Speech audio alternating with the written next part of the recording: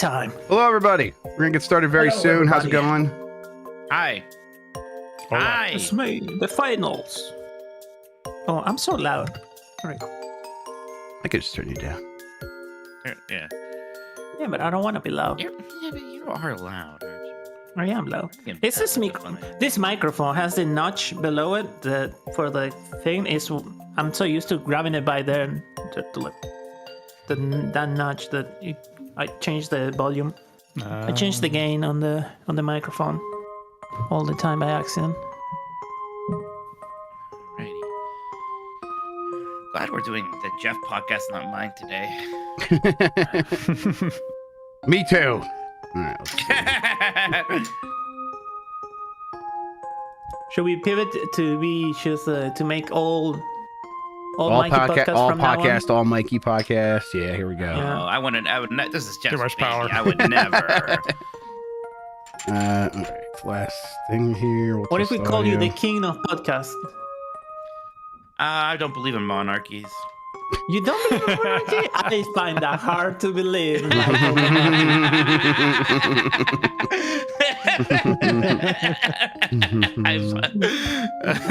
That hard to believe. All right, hang on. Let's see this.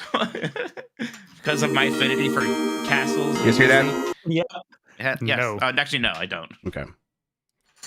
I said yes instinctively, but I did not. Yep, you wouldn't hear it. This guy's still thinking about the Flintstones. Oh, there it is. I was gonna say you I haven't forgot. done it all year. I forgot. Yeah, we got there though. You forgot. What an idiot. Yeah, You make him an forgetting idiot. stuff. Well, you were supposed to remind me. Okay, let's see here. Jokes on me. That looks good. This looks good. Let's just bring our faces up for the hay of it. Listen, it's been a rough year, okay? Give me a break. Here, I will tweet. Anything else I should do? Thank God for video games. Video games Video games are pretty good. hold me up, hold me down. I don't know. They hold me somehow. We got a game if you want time for that. Yes. We have a game.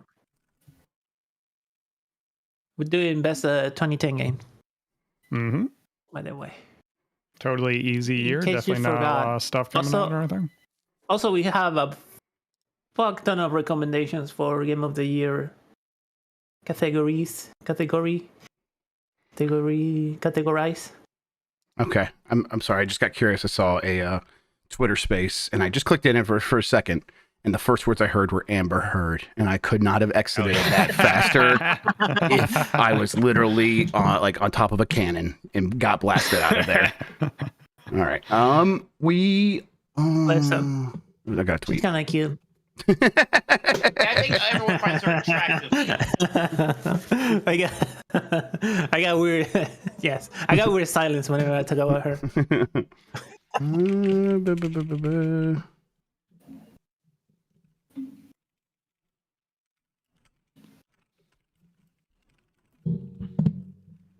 Oh man, I did resist to that joke. I'm an adult now. Yeah, go back to making jokes about Osama bin Laden, like a real Yeah. adult. No, that's just No, it's okay. overweight. That's so funny. You had to make it. Connell Wood. That's a good super chat. I'm excited to talk about it on the air. Thank you. Don't encourage him. Oh no, don't do that. Oh my god. For the love of God, don't make 2024 the year of that cartoon. That cartoon which shall not be named. We shall not be named, yes. Okay. All right. Think we're good. You, Yeah. you think Yeah. that thing is him yodeling when he does that thing on the cartoon? Yodeling? Yeah, but Yeah. you think that's his equivalent? That's fine. Let's Yeah. get going. Let's not get sidetracked again. Okay. Okay, no, the right, answer is no. Hang on, actually, let me just get Discord fixed over here, so I'm good, and then I'll actually be ready to go.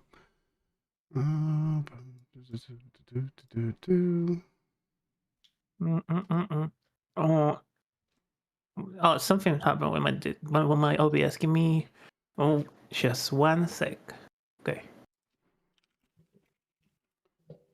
I beat the Radiance and I beat that optional. What's that One boss sec. with the one DLC, Circus Troop or something? I beat that one too, Cheese Work. So there. Don't you love There. how he asked us about Hollow Knight like we know what he's talking about? Mhm. It's just smile and nod when he starts. Yeah, that's usually what I do now. I think it's a little, whatever. You guys want to embarrass yourselves? That's fine.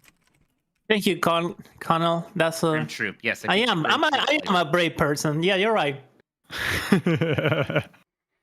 No heroes war games. Okay. All right. I think we're good. I'm gonna count us in. We're gonna get started. All right. Okay. Going in 5, 4, 3.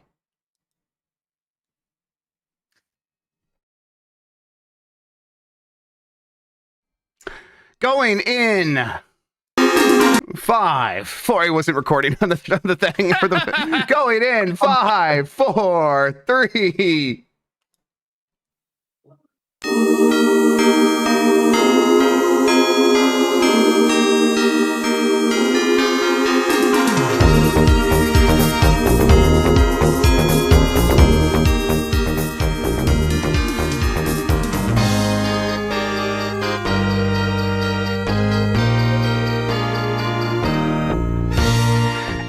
Internet, you're busy. Let's do this. Welcome to the Game Ass Decides podcast. This is the podcast where we decide everything about the world of games so you never have to think for yourself.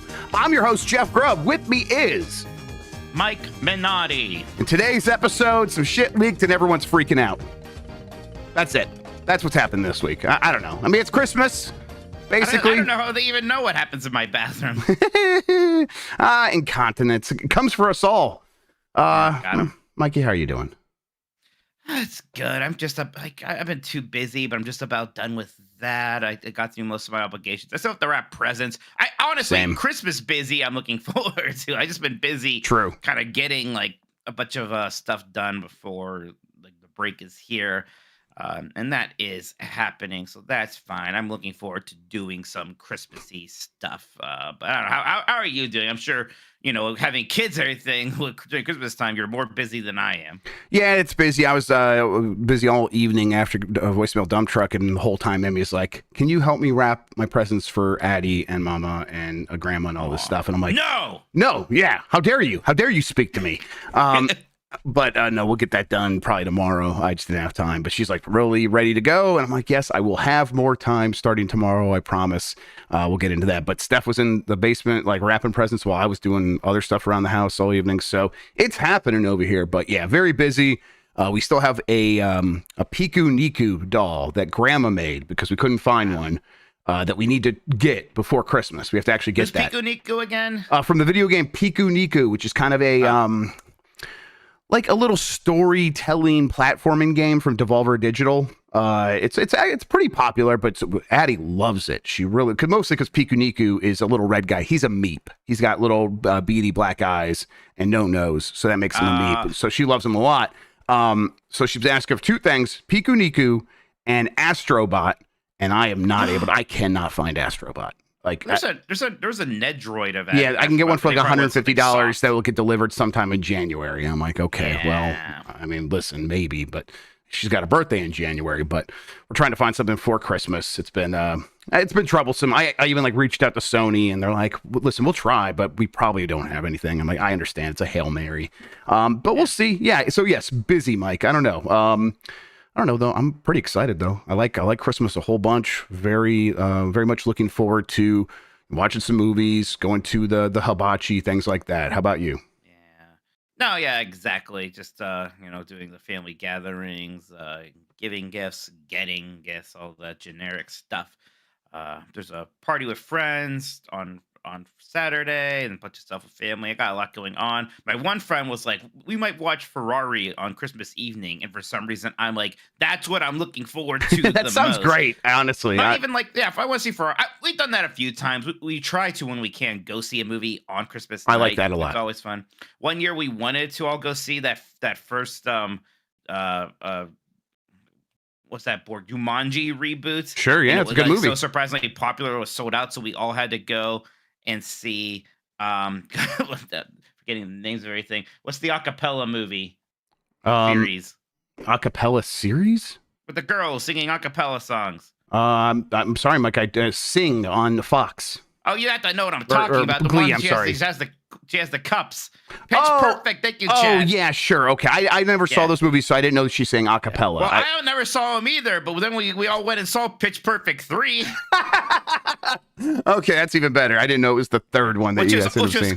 Because they were running out of ideas, also a spy thriller. Oh, really? That's fun. Yeah, just like Cars 2. Cars ran out of ideas. Cars ran out of ideas a little bit faster than Pitch Perfect. You know what? Basically, was Cars 2 because the comedic character was like more important. It was heavily involved in the spy stuff. Yep. They're actually incredibly, but even that was still fun. We saw Life Aquatic way back when that came out on Christmas, and that was like that's a Christmas movie to me. Of course, yeah. Did you ever get around to watching what was the first movie now? That was sold out. Oh, the Jumanji. Yeah, Jumanji. Yeah, that's a good movie. That's a lot. They I never saw the sequel. Yeah, it's probably. I watched it, but I don't remember anything about it. So that probably says something. The first one though, or the reboot, really, really good.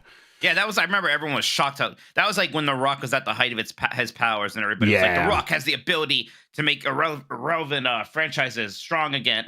Granted, I think what really helped that movie was it was written well, and it's a really good, well-written movie. Yes, exactly. Yeah, The Rock was good in it for sure. Hey, you can get more from Mike and me by joining the Discord at GameMess.net. Give us a good rating wherever you are listening. Hit that like button on YouTube. It helps people find the show. If you want to ask a question, you could drop a super chat during the show here on YouTube. We will get to all of them before the end of the program.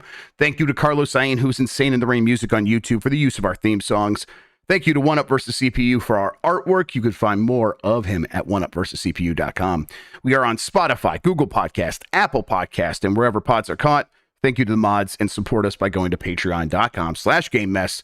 That gets you access to private channels in our Discord, the monthly Q&A, participation in our monthly Game Club discussions, 1 month early access to new episodes of Game Mess Jeopardy and Columbros, and of course, all of our shows ad-free. We're going to record a new Columbros tonight, everybody. So look out for that. We'll figure out Game Mess Jeopardy here pretty soon. All that stuff will still be happening. But hey, best Christmas present you can get me, join our Patreon. In case you were wondering. So, in other words, money. Money, yeah. Money. Money. But no, thank you everybody for your support so far this year. It's been fantastic, and looking forward to do more things in 2024. All right, Mike. Big stories this week. I mean, it was mostly the leak out of Insomniac. We talked about it on Tuesday. At this point, I guess the topic of conversation, as far as I could tell on Twitter today, and in like different circles on like YouTube and stuff, is that hey, these PlayStation games seem pretty expensive to make, and they're getting more expensive, and they're taking longer. And it's a conversation we've been having on our shows for a very long time. Like we've known this, but I think people seeing that $315 million number for Spider-Man 2, which is going to have a multiplayer mode that hasn't come out yet, and that's probably a big part of that budget, or at least part of the budget, and then $385 million for Spider-Man 3. This has people wondering, hey, whoa, this doesn't necessarily seem sustainable, or at the very least, it seems like it's going to get harder and harder to keep making these games.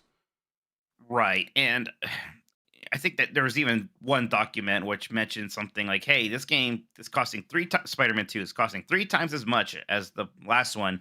Does that appear on the screen? Do people really see that?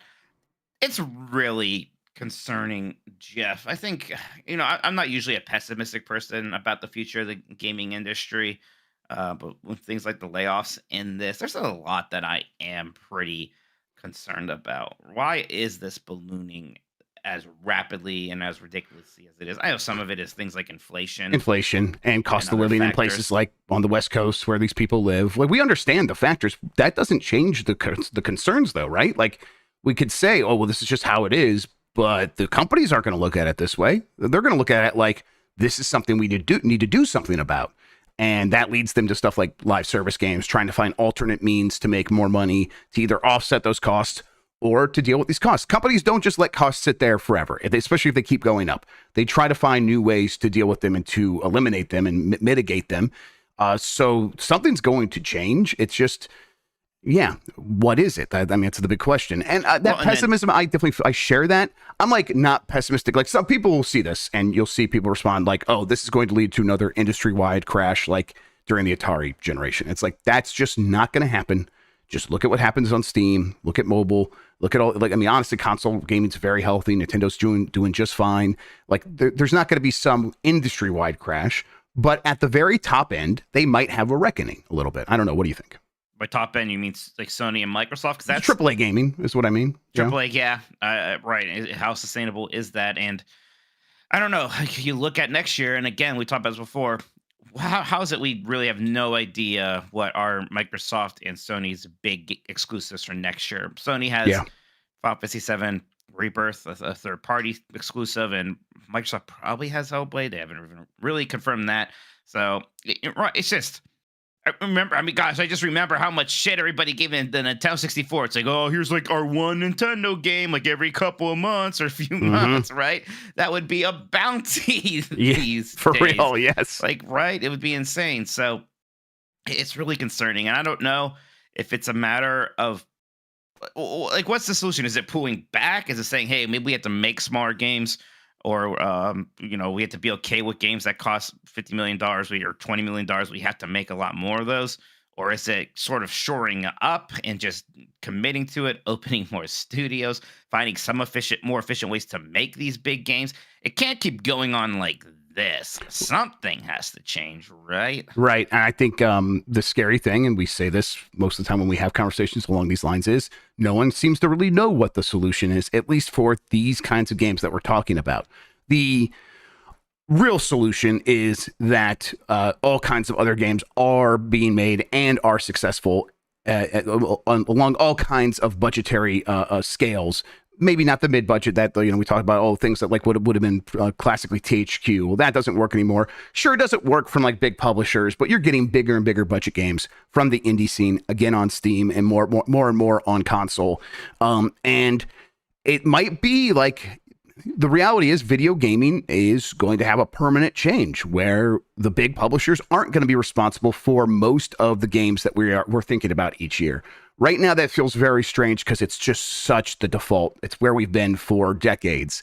And, go back to that letter from Phil Spencer to like internally about, hey, these publishers are not finding a way to like build up an attraction to them as a brand. They are not becoming Disney. They're not even becoming like Universal. They are just that, hey, Ubisoft puts out a Ubisoft game, and I don't care that it's a Ubisoft game. Maybe I care it's a Far Cry game. Right. But they just haven't found a way to build up that affinity, and that is going to hurt them because now they're competing against all of these indie games, all of these budget games, and like stuff like Lethal Company.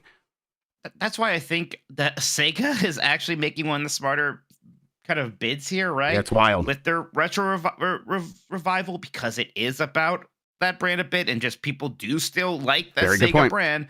And it's like, hey, here's a way we can make a bunch of games that aren't going to be, some of them are going to be more expensive, like a Jet Set Radio, but a Shinobi, a Golden Axe, that's not going to be that expensive. And they're going to have a chance to make money and make people continue to feel good about the Sega brand. I think Capcom is maybe one of the other ones that has somehow managed to make people happy and excited about just that brand. So I think that they're going to be slightly in a better position than, say, an Ubisoft for sure. But, I think the thing that has hurt Sony the most, and Microsoft to a lesser extent, is that they just, for some reason, they lost the ability to release these sort of mid-sized games, to have things like an Ape Escape be an important part of your ongoing portfolio, right? And now how do you get that back? And can you get that back? Yeah, I think the good news for Sony is clearly they have that affinity. Clearly they have people who just love PlayStation. They let us know all the time. Yes. And so that means if they can sort of change gears a little bit internally and change their focus a little bit, I think they will be able to message that to their diehards, and people will come along for the ride. The troublesome thing for them is that over the last 10 years, and really from the beginning with PlayStation, is they've built up this identity that they are going to make the games that look the most expensive. They are going to make the games that have that extra shine. I've been on Jay Barry's podcast before. He calls it that PlayStation fragrance. It just smells special. And really what that is like the games just look expensive. And so it's money. It's money. Money, and money's on the screen to a certain extent. Now, obviously there's diminishing returns. We see that with Spider-Man 2, more expensive. Where is it on the screen? But you can't deny that at some point, PlayStation games look like they have money on the screen, more so than just about any other publisher. And their audience really has appreciated that because just it's human nature. I posted the tweet about, hey, people will like wine more, a cheap wine more, if you tell them it's expensive. That it's just the human brain wants to think that they're consuming something that is important and that was a lot of care was put into it and a lot of craft, and like it makes them feel special, and therefore they do enjoy it more. So it's going to be a little bit difficult to pull that stuff away. And really, the answer is you don't pull it away. You kind of have to do more. You do have to keep investing in these big games, and maybe that means they come a little bit less frequently. It seems like that's where we're at. But then you got to find supplemental ways to build out the lineup so that you can have more things there, so you can have a wider spread of how you are spending your money and making your bets. At least that's how it feels to me. Now it's like choose your fighter. You have PlayStation, the profitable sector of a larger company that is struggling to find profits, that is able to make the big expensive games always hit, but there maybe aren't that many of them. Now, Microsoft, maybe a sector that isn't super profitable in an incredibly profitable business. Yeah, good point. Struggling a bit in that AAA front, but making some inroads at those smaller games we're talking about, being able to have things like a Hi-Fi Rush and a Pentiment. I mean, so Sea of maybe not Thieves, as much as you probably need. I think a PlayStation would kind of kill for a Sea of Thieves, right? I mean, something along those lines. Yeah. Yeah, right. So, I mean, Microsoft would clearly kill to have Game of the Year contenders and giant AAA games that people love. That goes without saying. That's why we're not really saying it. But it's like their powers combined, right? Right, yeah. So, I this anxiety that people are having about all this, there's a reason for it, because like we keep saying, something's going to have to change. Can't go this way forever. The number can't keep going up on that side of things. At least not without us paying on the other side. And the way Sony was going to make us pay was with those live service games, and that was like going to be okay. That's going to pay for the whole party, and that just potentially like splitting up games into two pieces. Apparently, that was at least at one point on the table for Spider-Man 3, which is so far out. I don't want to get too hysterical about that thing, but right? Yeah, but there was something in there about maybe a Spider-Man 3 Part 1 and Part 2, and each one's $50. Yeah, it was going to be $50 for Part 1, Part 2, and then multiplayer was going to be a separate thing. And it had $50 attached to it as well. And I'm just like, there's no way that this is going to actually be how that happens. That would be very strange. But that's the point. Like the point you're bringing up here is they are considering alternative methods of extracting value from the user, because they know they got to keep making bigger to appeal to their audience. And it is getting unsustainable. It just straight up is. Now, they're still profitable, but for them, it has to be a home run every time, and that's what we're talking about. This is maybe a bit more overthinking things. It seems like maybe this, where we are right now, in some ways started with like a Grand Theft Auto 5. There's a part of me that worries about what Grand Theft Auto 6 is going to be, and just how unreachable whatever that is for everybody else is going to be. And if that's going to make the pressure continue to just keep getting bigger, more expensive. There was a time where people could make GTA clones. Yes. People don't even try to make GTA Right. clones Has anyone now. tried to even make a Red Dead Redemption 2 clone? That's been for years. Game of the Year, all these accolades. People like, I want more of this. No one's even attempted. You can't even. Yeah. Because of course you can't. Because at a certain point, it isn't even just about money. Obviously, you need a lot of money. But it's like, even if we had all that money, the talent acquisition would be even more expensive. And then the time it would take to get a team to work together to make something that is as cohesive as that would be even more expensive. It's just, everyone knows not to even try that. So it's like these games that are held up as the future or the ideal, we can't approach that. So it's like maybe we should be looking for other ideals. I'm happy to do that. Obviously, someone who doesn't love Red Dead Redemption 2. Right, but I mean, you see how much we hear from like Nintendo has it figured out, and you hear from some people who maybe are a bit more, hey, the games that matter are these big expensive games. Like, stick their nose up when something like Super Mario Wonder is nominated for Game of the Year. They're like, well, how could that possibly be?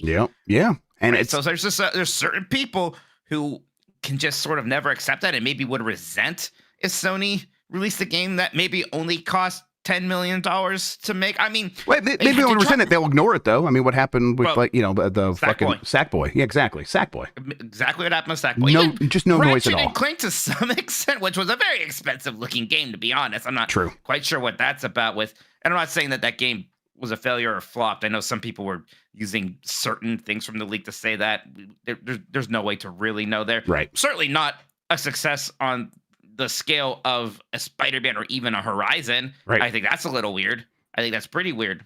Yep. And I mean, like, we're all looking for the person who did this. At a certain point, that is Sony teaching their audience about what games are important to them. You know, it's the Jeff Backelhar's importance scale writ large. You like say, hey, the ones that are important are the ones that have realistic visuals and are even more expensive than Ratchet and Clank, and then they deal with serious topics so you can feel like a big boy when you're playing your game or whatever. And you know, people are allowed to have like whatever taste they want, but it is going to have an effect on what PlayStation is able to do when they're looking 10 years down the line about how they're going to be able to keep up with the demand for software. And even when Sony had studios that were making smaller games like a House Mark, it's like, let's scale that up, right? Yeah. Right? Let's scale that up to the point where their last game was just a $70 game, and their next game is probably going to look even more like a kind of traditional Sony walk-in talk. Yeah, even if it's like not deliberate in terms of scale it up. Like if it's just something that kind of happens. It is something that happens, I think, because of the environment these studios are in. Like Helldivers 2. Like Helldivers 2, like they bring in the camera in and it looks more like a PlayStation game than ever. And some parts of me is like, well, that's cool. I like that. But also part of me is like, does that happen because the studio feels they need to do that to keep Sony's attention on them so they can get some budget and all this? And it's like, maybe, I don't know. No idea if that's the case, but I feel like it might be true. And that's kind of what I'm talking here. The studio might feel it's true as well. Again, we talk about Sony because it's like they are in a place where it's like, clearly they're successful. Clearly they have a lot of stuff figured out.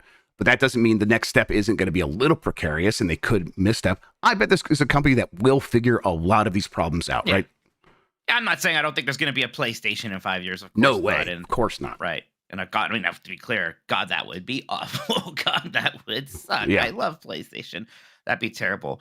But, you know, it's just seeing this stuff. It does kind of, it's stunning to really see these numbers and thoughts and see things like Sony saying, hey, even Insomniac, you need to find a way to cut costs because everybody at Sony has to do similar things. So maybe we're going to cancel that Ratchet and Clank game or move people from this game to that, right? Yep. When already the problem is not very many games. Yep. We are finally here. It's 2024 next week, basically. You know, a little bit more than that. But I was talking to Jan and Backlar today about all the games we're looking forward to in 2024. That'll be next week's Bombcast, everybody. And it really is like nothing confirmed from PlayStation, really. Especially now that we know Wolverine's coming out sometime much later. Maybe there's this Spider-Man 2 multiplayer, but you know, I know, and like I don't know. I still think like there must be a Ghost of Tsushima 2 that's getting close to being. And I hope so, and I think so, but who knows at this point? But who knows? It could very easily not be a 2024 game. You know, other like Blue Point, we don't know exactly. I think there's maybe something about what they are working on in the leak. I don't know. That might be very nebulous still. Yep.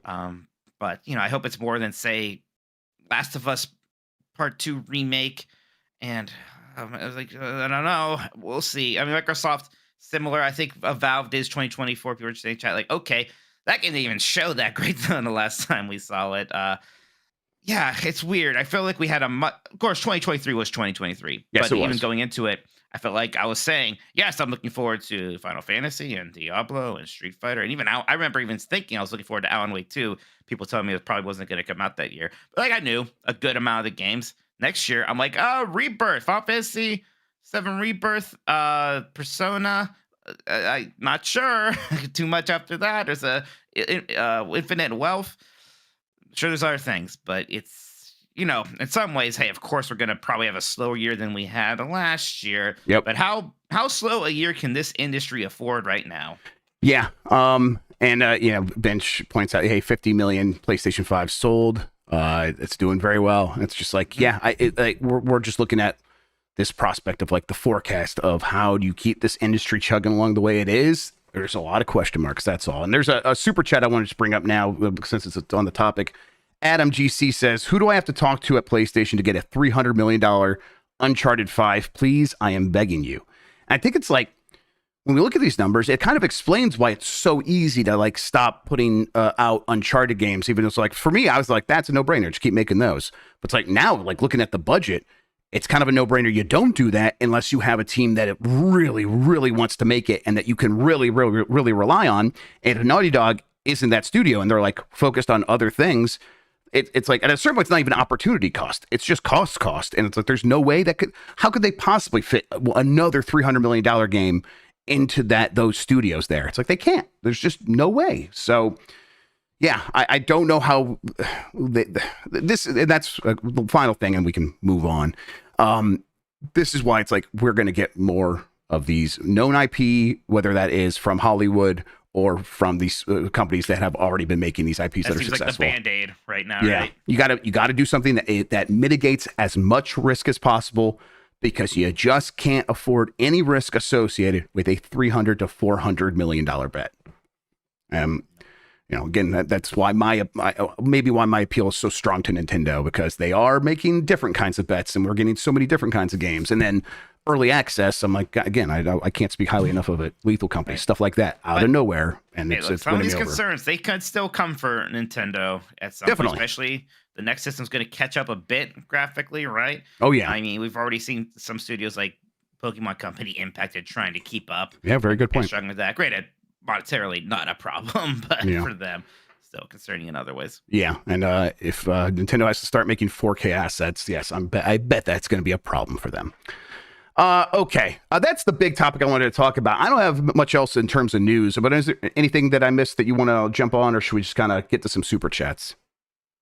No, let's just get to some super chats. I think, we could talk again about the debate of if League should be covered or not. Let's not. Yeah, I think we clearly did it in a respectful, newsworthy manner here. Right. Yeah. If that makes you mad, there are plenty of places you can go that aren't going to do it, and you have my permission to be mad at me. I mean, look what we just talked. Like this stuff is just newsworthy and kind of useful to know. Yep. I mean, like as always, it's like if we can better understand how decisions get made, it's clearly something that I think we should be talking about, at least on our shows. Okay, let's see here. Mike, let's take a quick break. We'll get back. We'll do those super chats. Talk to you all right after this. Break. Do you want to jump back in? You want to go to the bathroom? Yeah, let's do it. We'll hop right back in. All right. Okay, let's go. And we're back. Mike, read those super chats. Oh yeah, that's my job. That's right. First up here is from Ali Miracle. It says leaks. The only thing that's leaking is my nose. That being said, enjoy the break and have a yabba dabba holiday. Thank you, Ali Miracle. Thank you, Ali Miracle. Absolutely. Yeah. Benjamin Highland with their first super chat says, Thank Merry you, Ben. Messmas, everyone. Thank you so much, Benjamin. Merry Messmas to you. Jesse Norris. Hey, Jesse. Says, Merry Grubmas, everyone. How dare you, Jesse? Grubmas will be happening this Saturday on Xbox Era. Look out for it. 5 p.m. Eastern. Fun. Connell Wood says, Yabba dabba, do they know it's Christmas? Hell, yeah, that's a super chat. I'm sorry. I love that. That's really good, Connell Wood. Ali Miracle says, what topping should I get on my cheese pizza? More cheese. Pepperoni. Pepperoni, yeah. Phil Cahoy says, my biggest surprise game of the year for 2023 goes to discovering the greatness that is Grubb and Minotti. Merry Christmas, Phil. gentlemen. Thank you, Phil. Merry Christmas to you. Appreciate that. Very generous. Ben S says, happy holidays, dogs. With the film biz seeing cape fatigue this year, can AAA game biz weather possible future diminishing returns from fatigued IP? Yeah, I guess that's a little bit of the elephant in the room with all this. Hey, we're gonna make a bunch of Marvel games now, a bunch of superhero stuff. The Marvel brand, superheroes in general, seem to be weakening a bit. Maybe all these deals seemed a lot more profitable when they were getting made like 5 years ago than now. Yeah, when I asked some sources about it, like early on, when especially after Harry Potter, and then hearing that EA was going to go get a bunch of Marvel licenses after getting the Star Wars license and bungling that, it was explained to me. It's like, yeah, that's true. These things could weaken, and yet these companies still see it as a safer bet than trying to make their own new IP. I find that kind of disappointing and discouraging, but apparently it's the truth that getting a new IP off the ground is expensive in its own way, and there's no guarantees, and you can have a little bit more assurance if it's something that people know. But you're not wrong.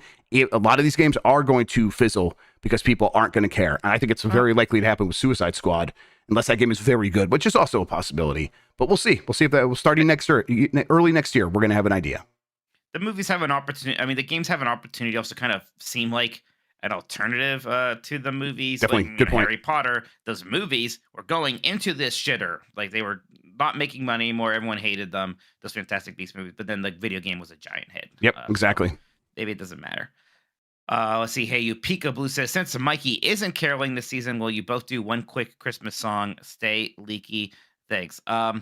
Hark, hear the bells, sweet Christmas bells, all seem to say, throw cares away, Christmas is here, bringing good cheer to young and old, weak and the bold, ding dong, that is their song, with joyful ring, all caroling, one seems to hear words of good cheer from everywhere, filling the air, oh, how they pound, raising their sound, o'er hill and dale, telling their tale, gaily they ringing, why people singing songs of good cheer, Christmas is here, merry, merry, merry, merry Christmas, merry, merry, merry, merry Christmas, on they rang on with no end, their joyful tone to every home, hark how the bells, sweet silver bells, all seem to say, throw cares away, throw cares away. Okay, Jeff, your turn. Jingle bells, Batman smells, Robin laid an egg, the Batmobile lost a wheel, and the Joker got away. Hey, that's pretty good too. Good job, Jeff. Thank you very much. Yeah, but let's be honest, better than me. Yeah, without a doubt. Next one here is from Jacob Bench, who says, Mike gives off big Arlo energy. Oh, no. I know I kind of came at Arlo the other day a little bit, everybody. I have not watched. I can't make it through an Arlo video. This is not a judgment of Arlo, and I love Muppets, but something about Arlo does, I have to admit, weird me out a little bit. I have to just admit it. Like, Is it the nose? I don't know what it is. we take this seriously, is what I think. No, I don't care. I don't think I've ever been really confronted with an Arlo video. You were confronted with the Zelda one and people were mad about? Like, to be clear, my position there is not that I'm mad at Arlo about that Zelda opinion. It's why are people mad at Arlo? Yeah, right. I think I heard kind of why, and I'm like, oh, yeah, okay, whatever. Don't get mad. Who gives a shit? Yeah. Uriel Delgado says, hi, Mike, Disney puppet. Why don't you pass the time by playing a little solitaire? And Jeff, not a bunch of apples in a trench coat. Happy holidays. You too, Uriel. Thank you. Thank you, Uriel. Adam Davis was a first generous super chat here. Thank you so much, Adam. Says, hi, no question. Just want to say how much I've loved getting into Game S this year. And I work at a middle school and have some kids who get excited to watch Game S Jeopardy with me, but not narcs. And so cursing is cool. Wow. Thank you, Adam. Good to know that. Let's go. Incredible. Yeah, thank you so much for that. Class next time. I really appreciate it. Hot Dog of Doom, another first super chat, says, favorite holiday takeout food? General Grubb's chicken. Ooh. General Grubb's. Would you open a chicken restaurant or a hot dog like takeout?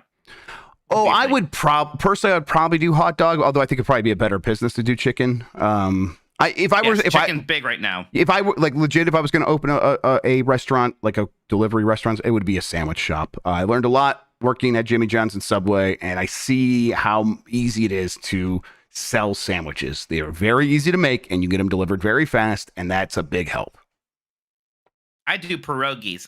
Green Thumb says, Merry Christmas and Happy Holidays. Connor Wood back again and said, thank goodness the demand for Marvel never drops. Yeah. And Charter Wolf says, how did Ghost of Tsushima cost $60 million to make and Spider-Man 2 cost $300 million? I love that game, but that is not a $300 million game. I mean, if you think about things like the buildings and the complexity of that open world, and I love Ghost of Tsushima, but it's a lot of plains and huts and like hills and trees, right? Mm-hmm. You get other factors, right, in terms of how many more actors are being paid and how much more voice lines and dialogue and cutscenes even. I could see.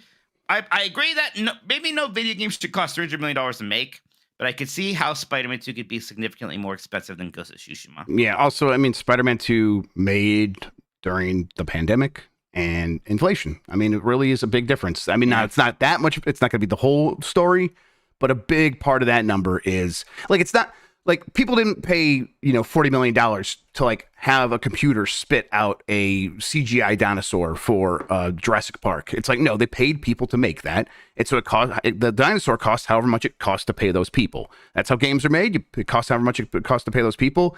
And paying people throughout the pandemic was way more than it was right before when it was like the Ghost of Tsushima era. And I bet Sucker Punch had a very more like streamlined idea of what they wanted to make. And the Spider-Man game was able to balloon because the first one sold very, very well. Let's hear now. Oh, Grug asks, who's your smelliest coworker? Jeff. My smelliest coworker is Tam, but in a very positive way. Yes, very Tam, good smelling guy. Smells very nice. Yeah, Yes. no, Grubb stinks. Yeah, I'm a stanky boy. I did smell bad this morning. I was like, I worked out last night. And I did not like clean myself, and I'm like, I had to get in the shower. First thing, I'm like, I cannot stand myself right now, so I had to go clean myself up. What'd your wife think of that? Wasn't pleased. Actually, it's a bit stuffy nose, so I got away with it mostly. I got away with it. Okay. Yeah. CJ with another first super chat. Thank you so much. Says, happy holiday, guys. Happy holidays, guys. I traded my ROG Ally for a Steam Deck OLED and couldn't be happier.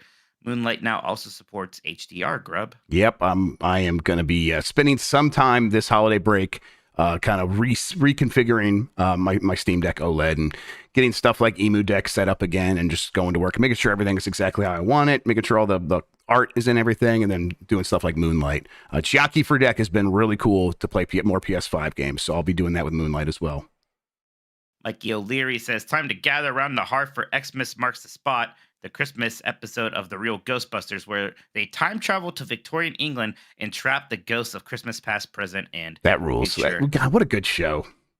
Yeah. That show was primarily written by J. Michael Straczynski, who would go on to do like Babylon 5 and stuff, like a really prolific sci-fi author. And you can see like he's just got a ton of ideas, and they show up in that show. It's not just like, oh, we're going to shit out some bad ideas for a kid's show. It's like actual real sci-fi author. I don't know, Mike. I don't know why I said squirt. No, it's funny. You could have gone away with it if you just kept going. I wouldn't say anything. I need to stand in the light of my sins. Devon Greedy says, hey, is it true that Sunset Overdrive's profit was $500? If yes, is it just weird how Insomniac did an interview on making a sequel with or without Microsoft backing? The game is amazing. I did see that. Apparently part of the leak that Sunset Overdrive's profit was like just $500, or just basically slim. I mean, that game has a lot of very vocal fans, Jeff. It did not set the world on fire. Yeah. I mean, it's entirely possible. It's also possible that those numbers out of date or just like look. Yeah, it's really hard to tell, but I think we can safely assume that game was not very profitable at all. Have I admitted before that I think Sunset Overdrive is a little mid? Yeah, I think yeah. I played it. I reviewed it. I beat it. I played it, and I was like, yeah, it was fine. I did not get the hubbubaloo over it. I did not get the hubbubaloo about it. No, I'll take my retch clicks or even my Spider-Man's from Insomniac over that. I do too. Jason Fulton says, writer I follow wrote one essay a day about Roadhouse for a year and published it as a book after. What game would you write 365 essays about? Link's Awakening. Like if I legit had to do that and thought about like releasing as a book, I could probably do that about Link's Awakening. Metroid Prime. I think I could do that. Yeah, that'd be a good one as well. I would legit read that. Yeah. Dicene says we may never get Mega Man Legends 3, but you can now buy official Mega Man X Dive NFTs for $100 each. What a world. Is this real? Jesus Christ. Almost certainly, yes. It's real, and just presenting it that way is just insult to injury. I'm sorry. Thank you for the super chat, but goddamn. How are we still here? Give me a fucking break. That's got to just be like the power of momentum at a certain point. Like it got started and something happened, but they just had enough momentum to actually get released. Whatever. No one plays Mega Man X Dive anyways. Darachi says, playing Switch on the toilet, that's a gaming leak. I'm not much of a toilet gamer anymore. But I could do my business pretty fast these days, especially with the bidet and all that stuff. So I'm just not in there long enough anymore. I used to love taking the Game Boy into the bathroom. But that was also when I lived with people and kind of wanted to get away with them. Yeah, I was going to say, I go in there to get away from my kids. So there you go. Exactly. It's great. Next one here is from Rilor610. Says, speaking of pizza, I got a chicken tikka masala pizza tonight. And it was fucked up in the best way. Didn't we get one of those at Dan's? We did, yes. And it was really tasty. Yeah, but that chicken and waffle pizza we got from Mike's at your place is still kind of the goat of Yeah, gimmick you know pizzas that for place me. is was at that very Mike's good. Pizza is at Crocker Park. It's like that's where it's at. I heard that Crocker Park is frightening in the dark. All the dinosaurs are running wild. War Rizzle says, "Merry Christmas, you filthy animals." You Cake too, out War in the Rizzle. rain. Yeah. Now I'm trying to sing the normal lyrics to that song, Jeff, and I'm only getting the Weird Al Jurassic Park one. Sure, Sorry, yeah. Richard Harris. Sorry, Richard Harris. Yeah, Dick Harris is pretty upset with you. He's dead. Empanada Eater says, Empanada Eater says, thanks for all the hours of podcasts and streams over the last year. Highly recommend that new Did You Know Gaming video I will on watch Video it. Game Leaks if you haven't seen it yet. The segment on the Xbox Underground is wild. Ooh, I haven't seen this yet. Maybe Is something I can put on tonight. Xbox Underground, the thing where you could like tap into a version of Xbox Live on the review units of the Xbox, Oh, wow. maybe the Xbox 360. So like journalists were able to just like download builds of games. Like I've heard about that before. I wonder if that's Xbox Underground or maybe that's something else. But yeah, I'm gonna watch this video. I'm looking forward to it. And that's it for now. Thank you so much, everybody. Thanks, Lots of everybody. well wishes. We wish all of you well. If you have any more super chats, we will still read those before the end of the show. I believe we have a game to set up for those, Grubb. Yes, we're going to do that now. We're going to take a quick break. And Xbox Underground is the group that did something with PartnerNet. PartnerNet was that service, as far as I remember. Okay, actually, there's one more. Why don't you read that while I get ready to set up the show? And Ted Derek says, what is your favorite place to get cheese pizza? And what is your favorite Flintstones episode? Merry Festivus. For some reason, when I think of Flintstones, the first one that comes to mind is some episode where Barney builds a pool. I don't know why that's the one I always... Or the episode where Barney and Betty are sad they can't have kids and wish for one and they get Bam Bam. That's iconic, obviously. Obviously. I don't remember any episodes. I mean, I remember watching the show as a kid, but I don't remember anything that happened in any of them. I remember some of the movie, the live action movie. I remember. Oh, you remember Halle Berry? I bet. Yes, well, of course. I've never seen Viva Rock Vegas. I gotta change that. Yeah, if those are on Prime Video, let's do a watch along. Oh yeah. All right, everybody, we're gonna take a quick break. When we get back, we will get set up for a game, and then we have a big topic and a bunch of other stuff. We'll be back after this. I'm gonna take the penny out. Sounds Let's good. go. Emu deck. Emu deck. Shut up. Listen. The mouth doesn't work. Yeah, no. I just love my emulators. And my emulators. Well, now I'm gonna call them that. The name was Did You Know Gaming. I thought you were saying Did You Know Gaming. I was like, is that a Digimon thing? No. What's going Did on? you know game? I just say it fast. Ooh, that's a good idea for a new channel. Jesus. No one steal that. TM. Okay. Oh, wow. Mostly worked. Happy Festivus. And now, my favorite part of Festivus. The airing of The grievances. airing of grievances. I really don't like any of you. I got a lot of problems with you people. Yeah. Oh, yeah. I got a lot of problem with you. Oh, man. That guy, Jerry Steeler. What a What a legend. Yep, What a Nico, absolutely. what a legend. Everything he did. love As that he's, rain blows down upon him. Think about that every day. I love it. I love it. Oh, he's so good at doing that like thing where he's like trying to remember shit, and it's like, no, he's actually trying to remember his line. It's like, oh, that's genius. You want a piece of me? You got it. Got it. Seems like Piston Listen, fans are chanting "Sell the team" during tonight's game. Matt Rare Monkey, yeah, I'm not surprised. I think they won their first 2 games and they haven't won since, and that's like 30 games or getting close to it.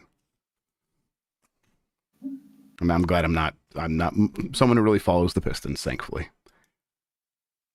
Oh, my new president wants to make every football team here a private company.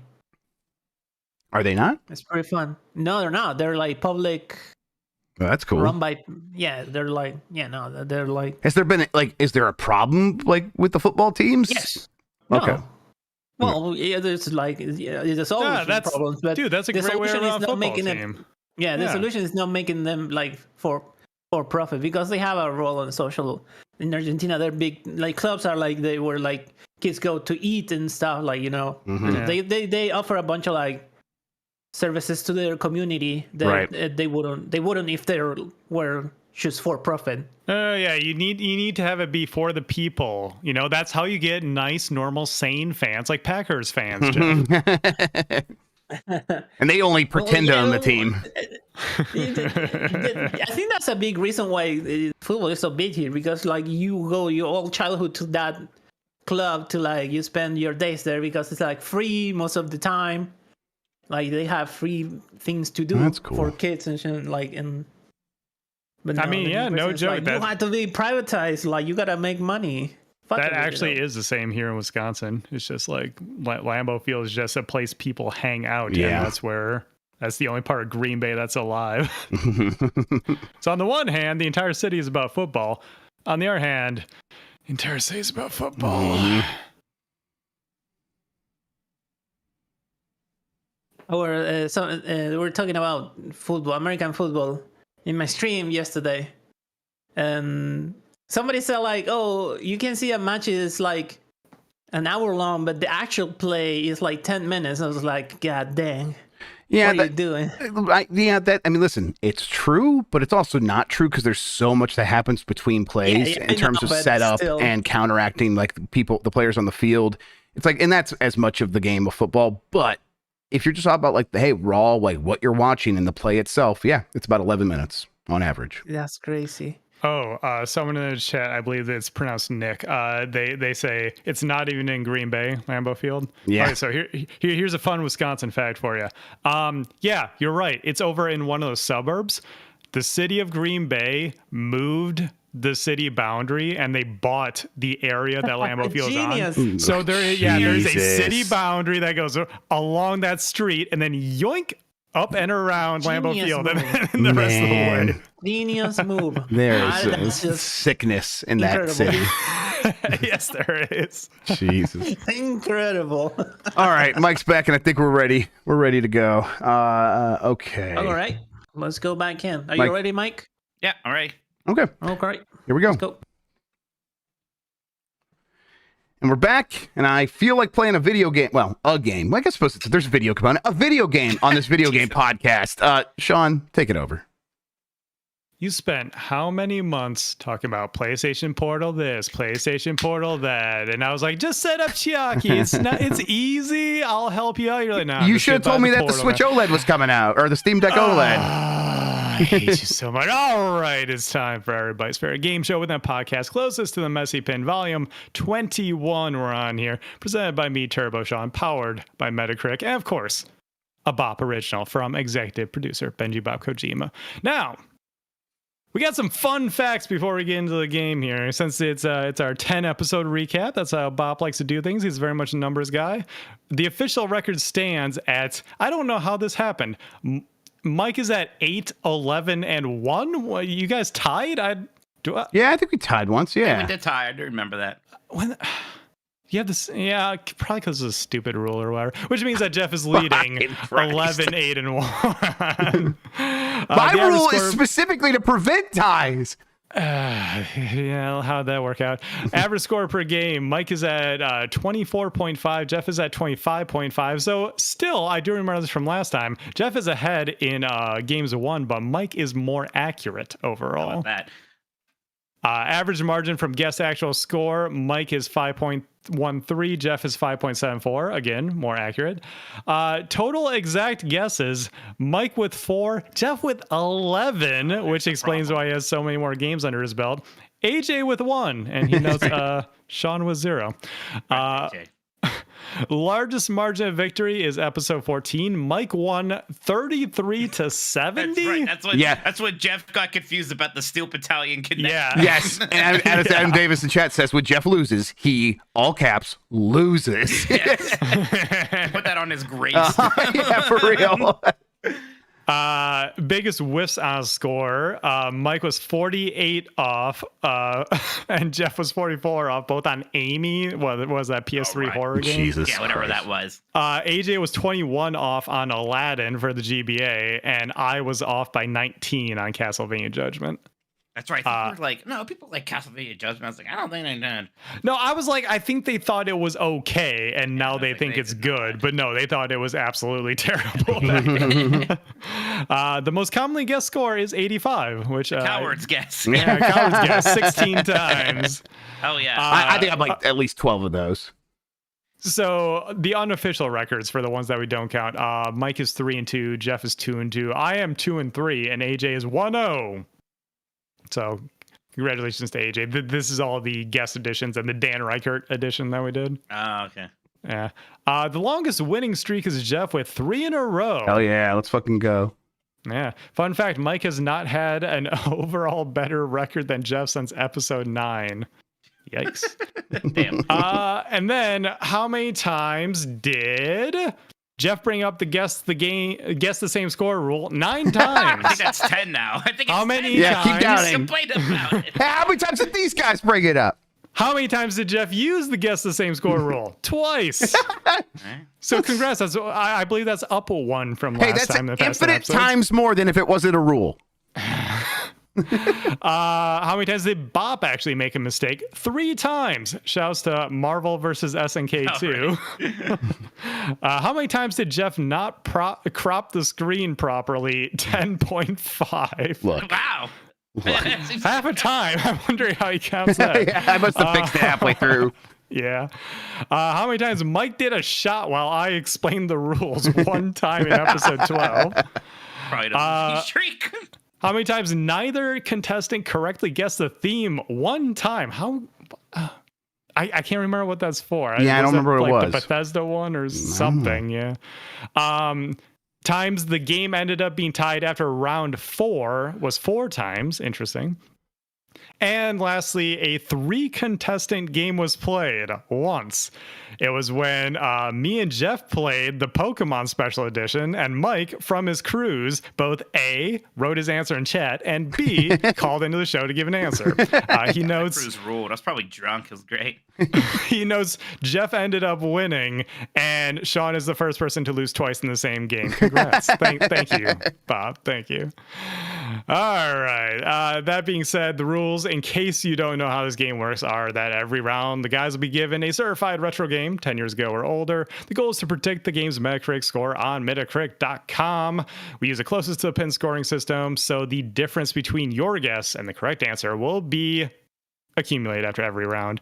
At the end of the game, the lowest total score wins. Golf rules. If you guess the exact number, you will deduct 5 points from your overall score. And the newest rule, as suggested by AJ Minotti, the current leader has to go first to make it a little more difficult on them. So, you boys ready? Let's go. Yep. All right. So, who the hell won last time? I think Mike Not did. me, I think. Oh, okay. Did I? I don't remember. I feel All like right. Since nobody remembers, I didn't do my homework. I'm flipping a coin yet Flip a coin. again. And look, it's Mike will be going first.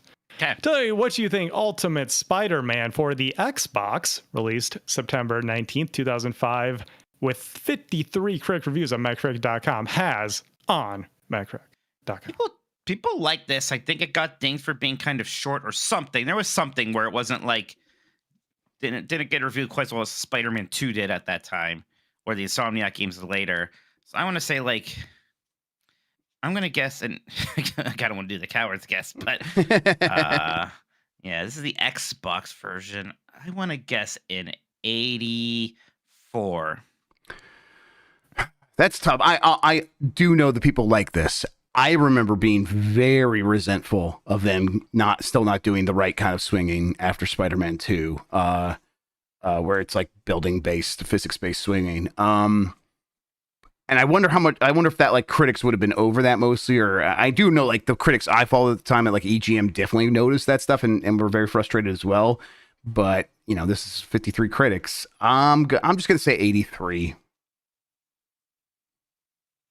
83. Price is right, Mike. Yeah. Okay, I well, think if anything, I was maybe low, so I like this. I'm glad. Ultimate Spider-Man got a 77. Wow, okay, shit, never mind. I think people were pretty sour about the swinging. It's funny because people talk about this like, what are the as- best Spider-Man games? As I recall, people didn't like the Venom stuff. People Okay. don't like that. Apparently, Venom ate children. People don't like that. I'm being Oh, cool. chat. Yeah, they would have been a little sour about that. Sounds back like a in the day. plus to me. Yeah. All right. Next game, X-Men Origins Wolverine on the Xbox 360. This released April 29, 2009. A whopping 74 critic reviews to work with. Jeff. Yeah. Yeah. Don't I go because I'm losing? No. You get to go last because you're losing. That's right. Yeah, I get it. I remember now. Right. Gotcha. Sorry, Jeff. No worries. I had to think about it too. I'm like, what if that stupid shit that AJ said? It's not as good as my rule. That's all I'm saying. I didn't come up with Dang the rule. it! Count it again. Yeah. 11. Okay. Shot. This one's tough because I know it's actually a pretty good game, but it's based on some real dog shit stuff, and I think that like rubbed off on it in kind of a bad way. I think it's also going to get dinged for people thinking at the time it's too much of a God of War clone. I'm afraid of going in the 70s though. And again, I know this is a game that I like it. I'm gonna go with 80, flat 80. All right. I do think it got dinged for one being a licensed game at a time when that was not super popular. Yeah. And people did not like them. I think people were like, oh yeah, this is surprisingly good, but it's in the 70s. I'm going to say 78. Okay. I do not know, but I feel like Mike might be a little more on the right track. It might even be lower than that. Yeah, it might be lower than that. But the truth of the matter is that it is sitting at 75. Ooh, All okay, right, not yep, too right there. low. Yep, Let's go. that's pretty good All for that right. game. So the lead has shifted. Mike is now 1 point in the advantage here. Game number 3. X-Men Destiny, released on the Nintendo DS, September 27th, 2011. Only 6 critic reviews to work with here, Mike. How are we ever going to figure out the I think I'm theme first, for this right? one? Oh wait, no, your Mike's first. You're right. I just did the same thing you did last you're time. losing, I you just dumb did- bitch. Jeff and I are smart. Let's deflect it to AJ again. Wow, AJ's shit ass stupid. Fucking rule. AJ, Jesus Christ. Well, okay, so I get mixed up. Legends is the one people like that became Marvel Ultimate Alliance. Destiny is the Dennis Dyack one, but that's console. The DS version, there's a DS version. 6 people reviewed it. What? 66. Okay, Jeff. Listen, yes, I'm pretty sure this game is dog shit on console. Like I know it's dog shit on console. The DS version, I'm with Mike. I had no idea this existed, but I'm gonna bet it's worse. I'm gonna say 55. Yeah, I may have gone high. That may pay for. Yeah, I feel like this might be the curveball one. X-Men Destiny for the Nintendo DS from 6 reviewers got Blew it. a 33. Ooh, shit. Mike did not get that correct. What is this math, Bob? Uh-oh, it broke. It broke. It broke. It overflowed. All right. Oh no, I was very far away. What I was said your guess? 66. He said 66. So 66. 33. There you go. So that messed it up somehow. Okay. I have 33 points. Jesus. All right, so you're at 43 then. Yeah. Man. Shit. Cool. Now I want to play this. Now I'm curious how that happened with our little game here. Yeah. Anyways, game number 4 is X-Men Legends 2 Rise of the Apocalypse. This was for the PS2 release, September 20th. I think there's a lot of Septembers there, if I recall. 2005, 44 critic reviews. Jeff is definitively in the lead. Where are you going with, sir? Yeah, so these are like the proto like Marvel Ultimate Alliance games, right? So I'm gonna think that they are pretty decent, but I bet they are underbaked, and I'm gonna go with like a 78. All righty. All right. I can make up a low ground here because I think these are more like than that even. I think it's probably more like an 80. It's probably like an 85. Part of me wants to say an 86 to hedge my bets a little and maybe make up some ground. No, but I think 85 is right. I'm going to say 85. They will get it 85, exactly right. rather high. Okay. I think They people were like this. well liked. Yeah, I know don't people. how Yes, well they did. I know people like these. critically. Right, that's always the Yeah. question for me. Yeah, because I remember like me and my friends absolutely loved these games, and that's why we went into Ultimate Alliance with high hopes. But the critics thought it deserved an 82. Ooh, okay. All right, so still a good score there. Mike's playing with his poker chips, of course. Sorry. All right, so Jeff retains his lead, 37 to ground. 46. I made the Yeah, littlest one- of ground. gained a One little point, ground, one but I point at a made it. time. Yep. Yeah, it could turn back around. Game number 5, the final one, is Spider-Man Total Mayhem, released for iOS. Bob, what's wrong with you? September 1st, 2010, with 10 critic reviews, Jeff. I don't fucking know. This is good news for me. Yeah. This could go anywhere. Yeah, I'm going to go 75. Okay. Any logic behind that, or just not? Yeah, it feels like a good middle number that'll be hard for Mike to get too far one way or the other for. I will say a 63. Okay. Any logic there? I think that's just enough. I think it's probably worse because it's some shitty Spider-Man mobile game, and also that's enough to get me a win. Well, if it's in the middle, it won't be, but I don't think it's going to be in the middle. I think it's going to be below it. That's what I'm kind of hedging my bets on. Okay. If that's actually below that, and then I'll win. All right, fair enough. Well, Spider-Man Total Mayhem, a game I had not heard of until today, has an 85. Hey, what? Let's fucking go! Which means Reverse Jeff wins curveball. 47-68. What? Like, at a certain point, I'm like, do they even review really shitty was- mobile games? Yeah, what was that game called? Spider-Man. Oh, I already forgot. Total Mayhem. What the Total f- Mayhem, it's yeah.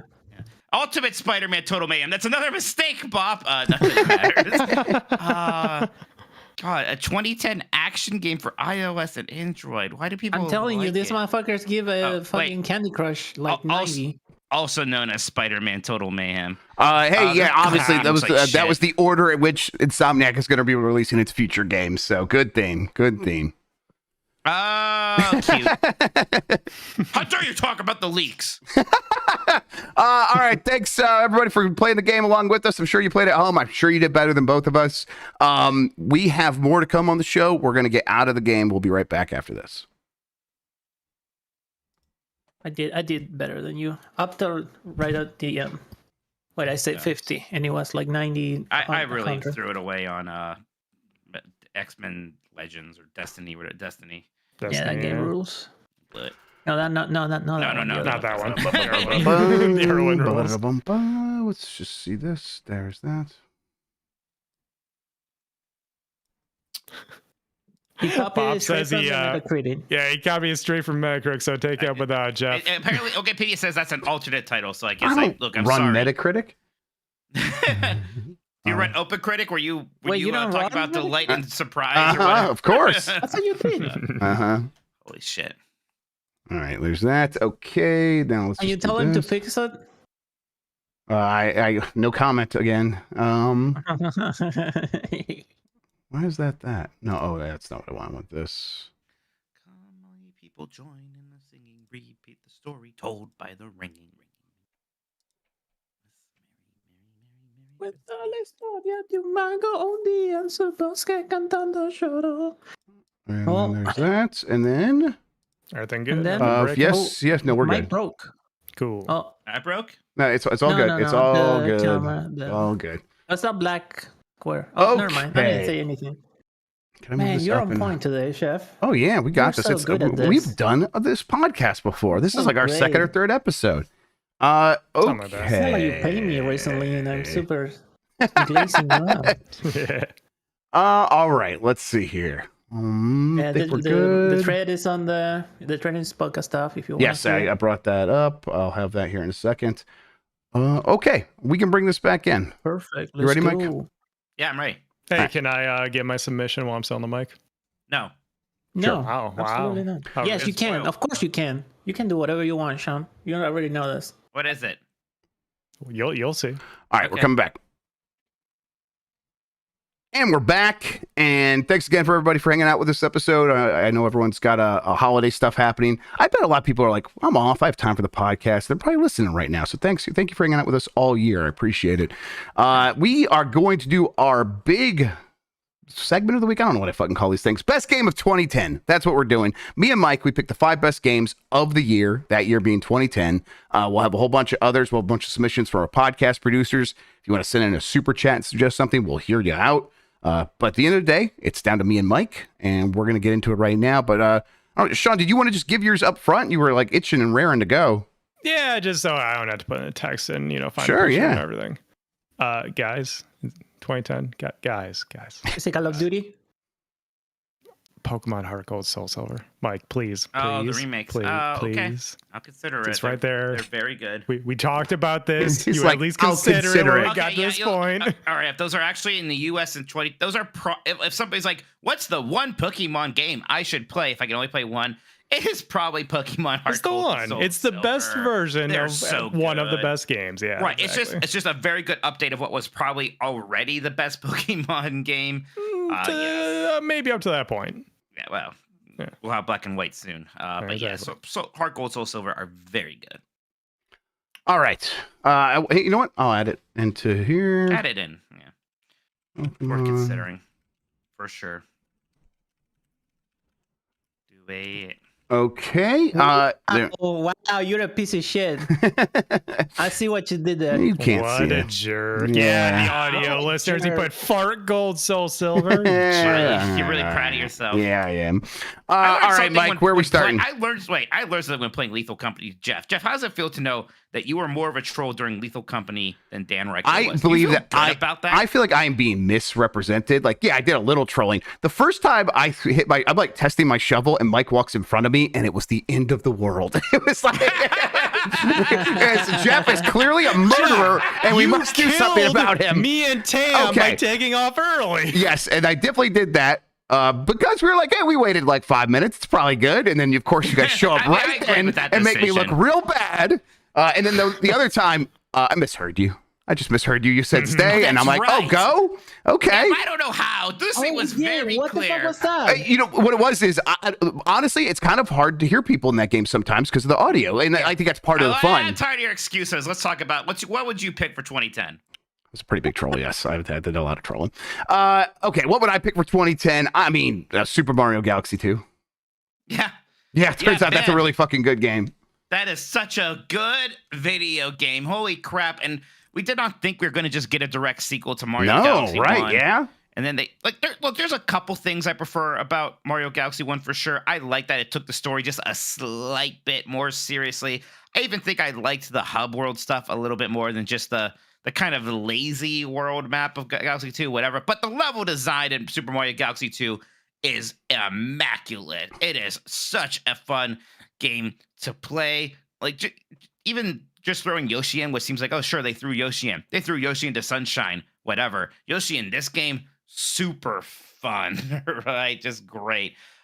Gosh, I think about Mario Galaxy 2 all the time still. Yep. It still comes up to me. It's still like a measuring stick in a lot of ways. Like when Titanfall 2 was good, people were like, this is the Super Mario Galaxy 2 of shooters. And You know who said that? immediately knew Me what in my they meant. headline. Yep. Yeah. I'm right there. Exactly. It is, at the time, it was like coming out and I was getting excited and like the reviews were hitting it. It's like, yeah, it's just like has so many ideas. You're like, what do you mean? And you go play it. It's like, oh my God, Mario Galaxy 1, already great.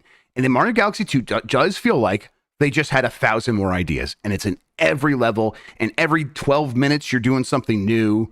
It's just, and it's, of course, it just feels good. And they like refined all of the cameras and the controls even a little bit more. And yeah, Yoshi, surprisingly good in a 3D platformer, turns out. Now, it really did help to have the pointer. That does make a lot of sense with the tongue, but they figured it out and made a really great game. Fantastic. I think Mass Effect 2 is a massive, no pun intended, massively Had a important. massive effect on the industry.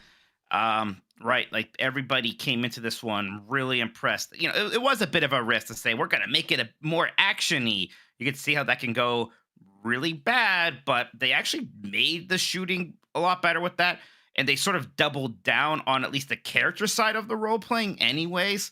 So the fact that there wasn't as much like stats or pause and think about what you're doing, you lost a little bit of the RPG in that aspect, but they really doubled down on the RPG stuff in other ways.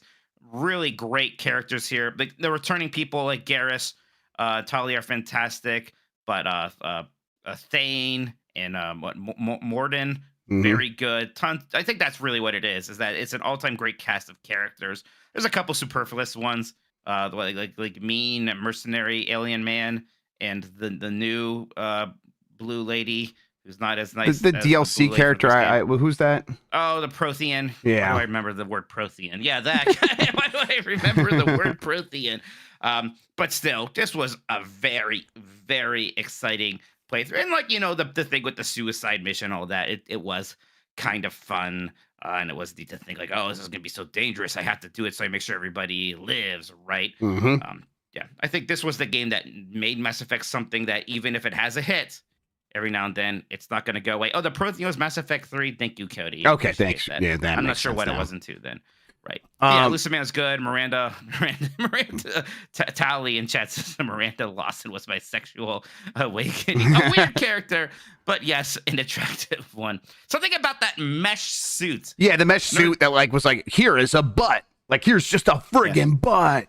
Okay, so yeah, 2 had Kasumi, who I can't even remember that. Zaid is the one I was talking about. Yeah. Okay. Yes. Yeah. I mean, you're right. The characters, a huge part of it. I think that everything just fits together really well, so that like you always feel like you're having an impact on everything you do. The suicide mission, like having all the character loyalty stuff, play into that in a big way. And then like having. Oh, like sure, you're a red-blooded American. You're driven by wanting to have sex with these characters, but that's going to have an effect on how these things play out as well. So be careful and think about it. It's just like a really considered game and a really fun game. And then I just love the setting and the lore and the look and the alien designs. Just everything about Mass Effect really hit for me at that time, and then especially going into Mass Effect 3 after Mass Effect 2. This is interesting, Jeff. So, we talked about it a little bit in 2009. In 2010, we are both in the industry, as it were. We're like pretty low level, but I see Epic Mickey came out this year. Like, that was the first preview event I ever went to was for Epic Mickey. So, yeah, it's kind of interesting thinking about the year like that. Yep. Yeah, that's right. Jeez. Let's see. Beyond that, let's see what I really am. Well, I got one that I really, really love. This is my favorite one of the series, Assassin's Creed Brotherhood. Do it. Yeah, I adore this game. This is it's one of those ones that like, okay, it's doing everything that Assassin's Creed has done good up to this point, better than ever. I really like the setting, although I can never remember which city this one was. This one, Rome. This is Rome, right? This is Rome. Yeah, that's right, because you get like the wolf armor and stuff for Rome. The Colosseum's hanging out. This is the first one that was like, hey, let's just do one big city. Yes, and it worked really well. It worked really well. It was, and then. Just like the cool stuff, like the Brotherhood mechanics were like, okay, you're going to have a whole bunch of assassins and you press a button and you send them out on missions and they're going to go do shit and they're going to bring you back shit. And it's a little timer. And depending on how hard it is, it's like you're going to have a chance to lose them. And it's like that. People have seen this system before in games, but this is like the first time I saw it. And it just like, it was like this fun little thing to manage in between doing other fun stuff. And it just, I don't know, made the game feel so engaging every minute that I was playing it. Yeah, it's so I love funny this because I remember when they first talked about this game, all they really talked about was the multiplayer mode. That's it right, seemed yeah. like, oh, they're making a multiplayer spin-off because it's not called Assassin's Creed 3. And the multiplayer mode actually was surprisingly fun, but then it had this single-player mode that really was just as good, better even, than what came before it. And it was nice that it was able to build off the existing character, right? Instead of just immediately going to a new one like they did from 1 to 2. Yeah, I think when you ask people what's the best Assassin's Creed ever, yes, I had it right. I think Brotherhood comes up all the time, and I understand. I get why so many people say 2, because it like really does nail down a lot of these things. Yeah, but Brotherhood, people say Brotherhood. I think. You think so? Okay, I hope more so. People say Brotherhood now. Yeah. Cool. I mean, they're right. It is the better game for sure. Yep. What else you got, Mike? Jeff, you don't hate Red Dead Redemption 1 like you do too, right? Nope, not at all. Because I actually love Red Dead Redemption 1. I thought that this game was incredible. I've always been a little cool on Grand Theft Auto. I think that this game took itself just a little bit more seriously in a way that allowed me to get into it more. I think the Wild West stuff was fun. The story beats really hit with me. I thought that the main character was a super likable protagonist. There's just moments, right? Like that moment where you do go to Mexico for the first time and you just kind of have this long horse ride and it just organically plays that one song. That was one of the coolest video game moments I ever experienced at that point. I loved that. This was an incredibly memorable playthrough for me, and it was sort of my favorite open world game for a long time. I enjoy Red Dead Redemption. I don't like adore it or anything, but I'm completely fine with it. I do not hate it at all. And and it's got a cool vibe, cool style, cool characters. So I get it. Ending. I never beat it. No. Let's see. I would probably personally go with Pac-Man Championship Edition DX. This is an incredible game. This is like one of those ones that really figured out, okay, how do we take a retro game and update it? We had some of this before, but this one really fucking nailed it. It's got. Is this how different is this from just normal Championship Edition? 2007. This is like the one that had all of the extra awesome modes in it that really this is the one that like I think people played a ton of, like even more so than Champion. This is the one that's its average score on Xbox 360 is a 93 on Metacritic. Yes, wow. This is one of the best rated games of the year. That year, like it was critically well received because it was truly great, and then a ton of people were playing it. Had great score chasing leaderboard stuff. Pac-Man Championship Edition DX is truly awesome stuff. And I played this game for hours and hours at a time. Just could not stop playing it. This is the thing that like. At the time when people were playing like stuff like Red Dead Redemption or still playing Call of Duty, and I played a lot of Call of Duty, this is the other game I was playing, is Championship Edition DX. Speaking about fun open world games like I did in Bill McGill, with Assassin's Creed Brotherhood and Red Dead Redemption. Yes, I think our open world games are really coming to their own. We had Just Cause 2 this year, actually, which it feels like it didn't even really hit that strong in 2010, and then this became like the Steam sale game for a decade. Yeah, sure, yeah. Right? Everyone picked this up. Like, this game is so much fun. They even made 2 sequels to it eventually. I think one of them as well liked it enough, but I don't know. I still think about Just Cause 2 a lot for just being this really fun, ridiculous sandbox action game. It was a ton of fun. I played this game. I remember liking it a ton, but it's like I struggle to remember very specific parts of it.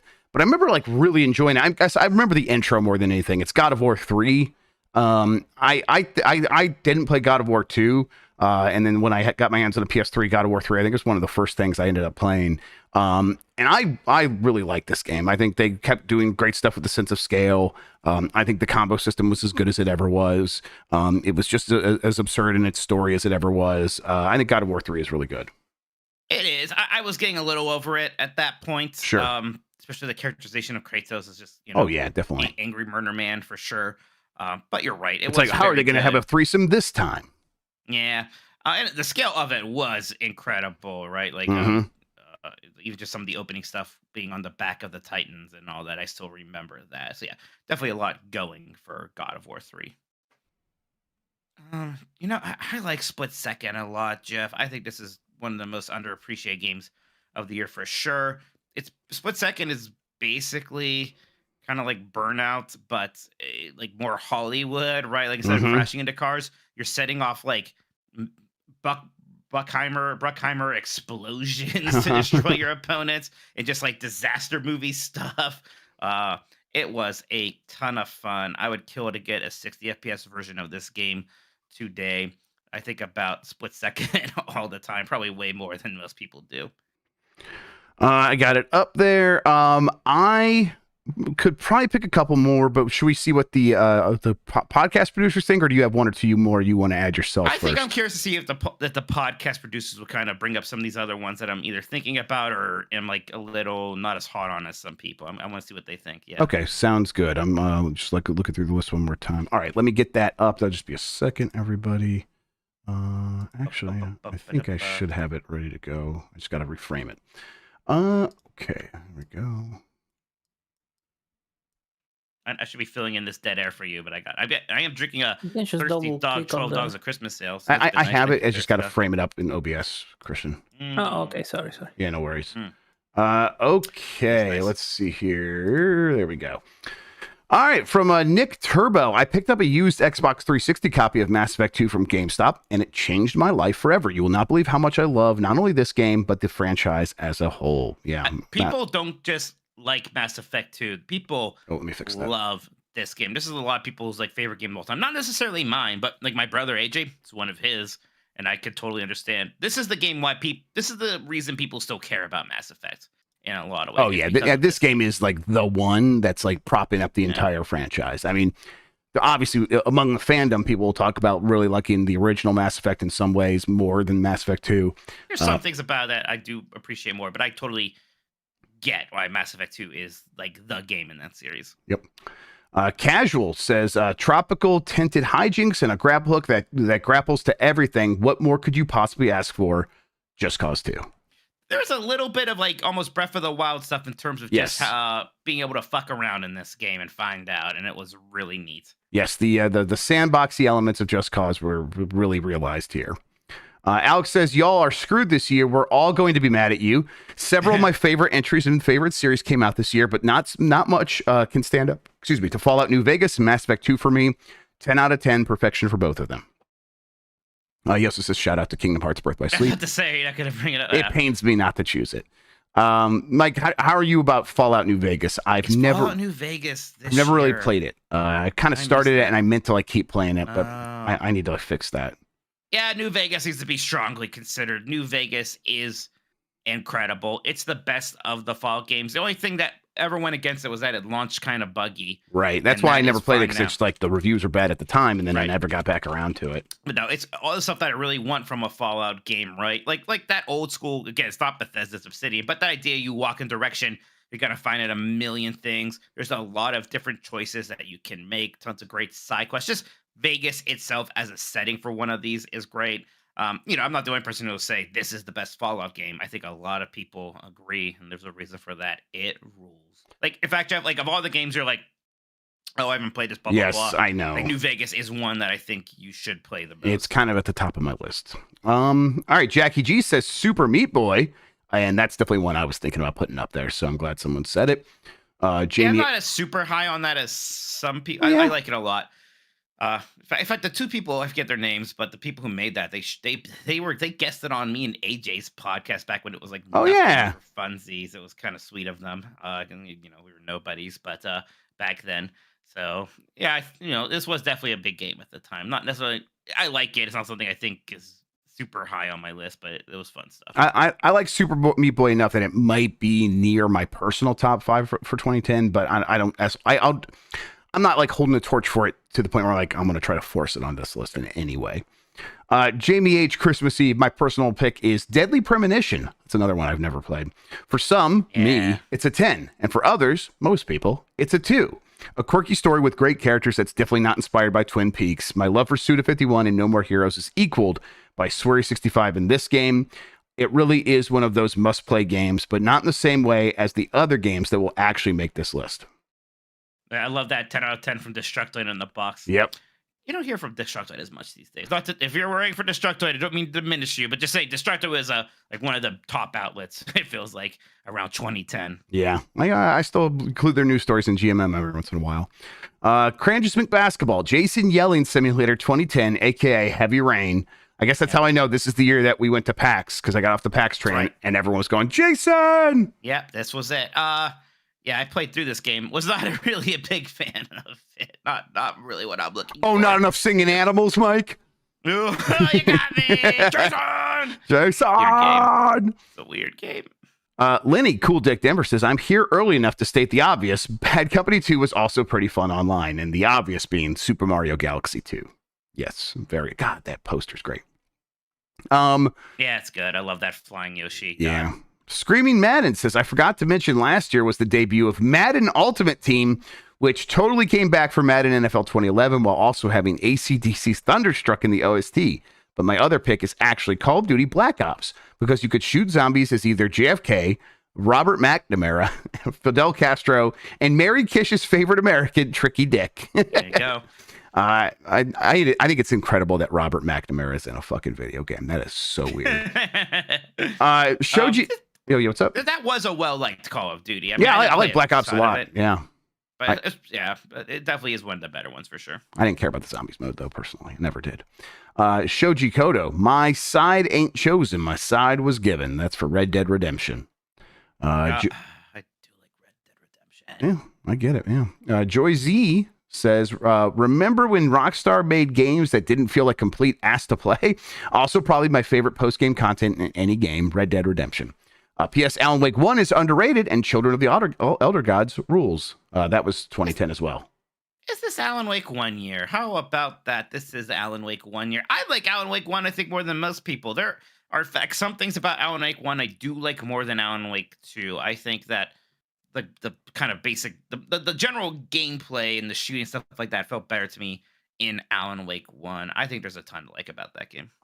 Flobotron says GTA clones were a dime a dozen back then, but some actually stood out. I recently played through Mafia 2 again, and I'm still in love with it.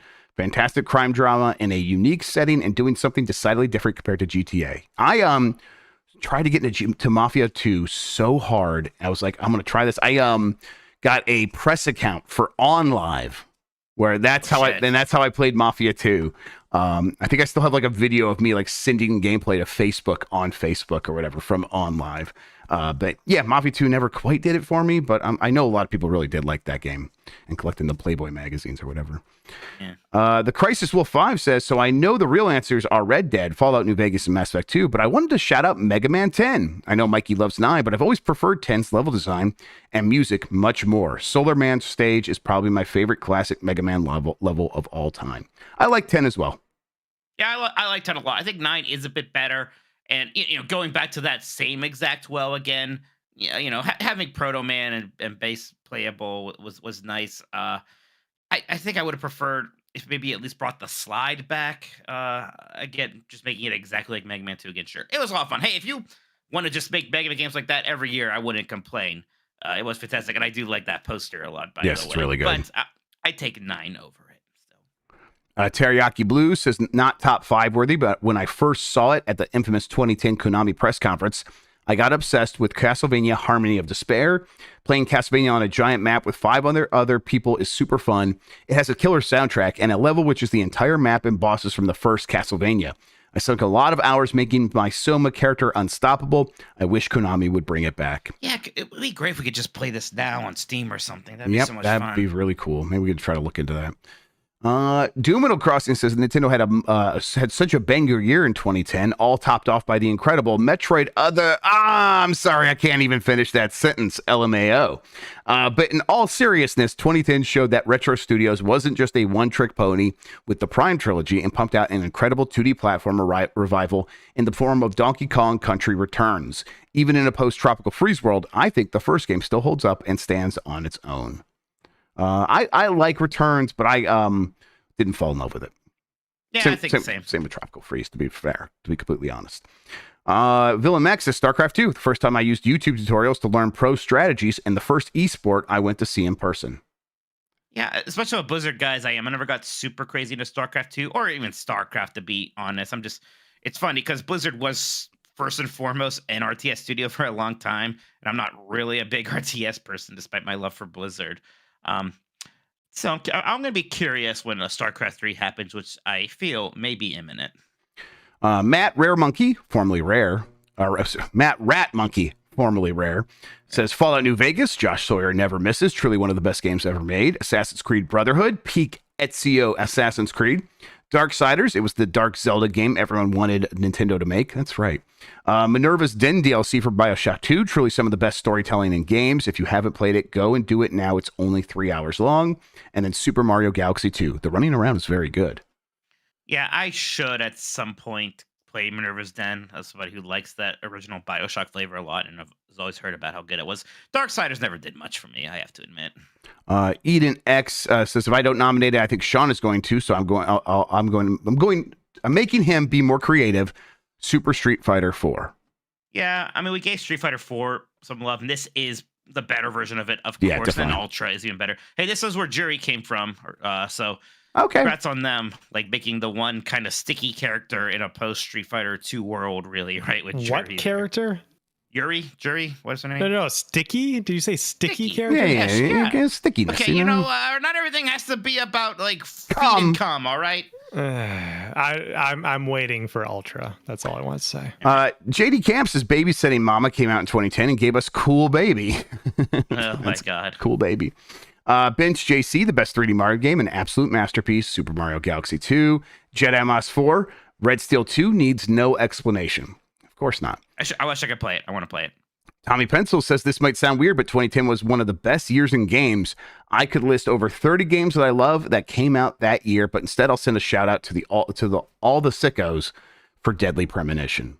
Yeah, you know what? Going into this, I didn't think this was some like Hallmark year, but there's a lot of very, very, very good games. Yeah, there's a lot of like iconic games from this year. Yeah.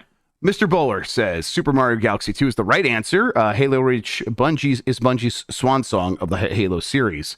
I think I said people were going to get mad at me, but I like Halo Reach was maybe the first Halo game I actually played through all the way. And I was like, that's fine. So, sorry, everybody. Mex says 999, 9 hours, 9 persons, 9 doors on the Nintendo DS is a fantastic escape room game that had engaging puzzles and writing that smartly utilized every aspect of the DS for some amazing twists and turns. I know people love this game. Yeah, I never played it. Yeah, it rules. I thought it was a visual novel. I didn't realize it is a visual novel. Okay, so what is escape room game? No, it's good. Most of the time you're escaping a room, so it makes sense that people. It's like a combination of the two. There's a little like Phoenix Wright. Okay. Yeah. It is like the visual novel. Right, that's what I thought. In. Right, okay. You can get this is a part of a trilogy called the Nonary game. You can get all those games super cheap nowadays. They're really good. I super recommend them. Spoon Heaven's Jug Band Christmas says, Merry Christmas, Mike and Jeff. 2010's best is the game I'd love to see ported to the Switch, Super Mario Galaxy 2. We got to give up that hope. That's not going to happen. Yeah. They would have done it. They got your Wii U's, everybody. Your Wii's. Adam says the game of the year from 2010 is the Nintendo DS visual novel Zero Escape, 9 hours, 9 persons, 9 doors, or simply 999. Yeah, the story... they say, go ahead. No, you're not going to read all that, but I just want to say they have a picture of their collection from the director here. They have all sorts of stuff for this game. Man, this is maybe the biggest 999 fan in the world, I think. A bunch of their other games, too, I suppose, this director. Pretty neat. Yeah, there's this is like a series. I think there's a bunch of games after 999. I think that people are into as well. Yeah, there are 2 more. 2 more, right? Yeah. I don't remember the names now. I'm blanking on the name. It's just called the Nonary games. You buy them. It's just whenever you want to buy 999, you can't buy it by yourself. You have to buy the 3 of them nowadays. What's that series that everyone was playing in the Discord a little bit ago because it was on Xbox Game Pass? Danganronpa. Is that similar? Yeah. Yes, it is. Similar vein. Yeah. Yes. Always Be Clothing / Corgi says Mass Effect 2. I know it will be covered, so I'll go with Assassin's Creed Brotherhood. Hey, that was covered as well. Being able to build your own squad of assassins was some of the most fun I've had with AC. Same here. See, Octo says, listen, a lot of great games, but one of the best is still Ghost Trick. Go play the remaster. So Ghost Trick is Japan 2010, US January 2011. So don't worry, I will talk about Ghost Trick when we do 2011. Octo also mentions Radiant Historia. Is that a 2010 game? I don't know, but Radiant Historia is very high on my JRPG backlog. It's a game that people say has very intense Chrono Trigger vibes. It's Atlas. People love it. I really want to get to it. Tokyo Game Life says Pokemon Heart Gold and Soul Silver is so good that even the people who hate Pokemon the most, aka Pokemon fans, almost unanimously agree that this game is amazing. It was the RE4 remake, capital R, of 2010. I get that. I did that. It is very good. I mean, Lugia is an awesome Pokemon. Oh, fine. But Lugia is such a cool looking Pokemon. That is like a top tier Pokemon. For sure. I don't know what it is. Even Pokemon 2000, the movie, it's all about Lugia. Team Rocket does a face turn in it for a bit. Slow King is in it and he talks. God, I want to watch Pokemon 2000. Sean, can we watch Pokemon 2000? Let's watch Pokemon 2000, Mike. We'll fucking film in 40s Pokemon the movie 2000. I kind of want to go through the movies because I only ever saw the first 2. I think 3 had like hentai or whatever. And hentai dogs. Yeah, you see Jeff saying hentai. Mike, 3. Secretly the best one. Nobody recognizes it, but it's maybe we can maybe we do these actually for Giant Bomb or something. Get keep Jan in there. On the channel. We'll see. Shit. We'll see. That'd be fun. Pokemonati. Pokemon. We got it. It's right there. Wong Gift says, I love Red Dead 999 and Mass Effect 2, but Nier Gestalt had a most profound effect on me. Let's see. Dirk says Spider-Man Shattered Dimensions. Maybe not the best in 2010, but a great game. It's also written by Dan Slott, who used the idea in 2014 to write the Spider-Verse comic. Interesting. Michael Riley says Halo Reach, baby girl. Is Halo Reach, baby girl? I suppose it is. Isaac Clark says Pokemon Heart Gold and Soul Silver. Love for that. Dr. Ryan mentions, let's see, Darksiders, a perfect blend of God of War and The Legend of Zelda with a surprise portal level. It stole from everything, and it did it in the most charming way possible. That is how I remember this game being described, Dr. Ryan. Dazen Man 2. I think I played a little bit of Darksiders. I actually never really played through it, though. Dazen Man says, got to shout out this fantastic game for introducing me to the Dragon Quest series. That's Dragon Quest IX, Sentinels of the Starry Skies. This was my first one as well, and I like this game a ton. I played this before. I really liked Dragon Quest and did like it. I didn't beat it. I want to go back someday. Also, I think one of the best subtitles ever, Sentinels of the Starry Skies. That does something for me. It's sing-songy. I like it a lot. Yeah. Bikes and Bruce says the best Mass Effect game, which is Mass Effect 2.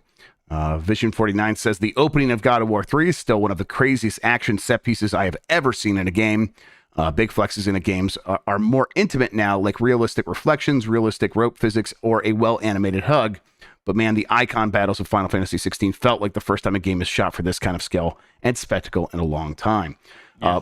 Bugadillo says Doritos Crash Course 2 says this game turned me into a leaderboards pervert.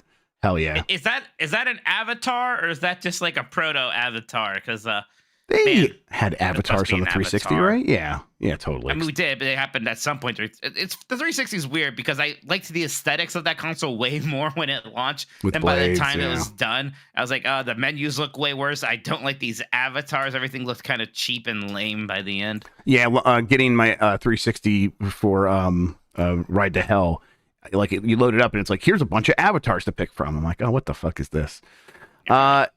Two-time champ Beefhammer says apparently 2010 is the year of sequels, so here's one more. Dead Rising 2, the pretty universal choice for best in the series. I didn't play... I didn't... I'm weird. The only Dead Rising game I really played a whole lot of was Dead Rising 3, which I liked, to be honest. Yeah, I like Dead Rising 1 a lot.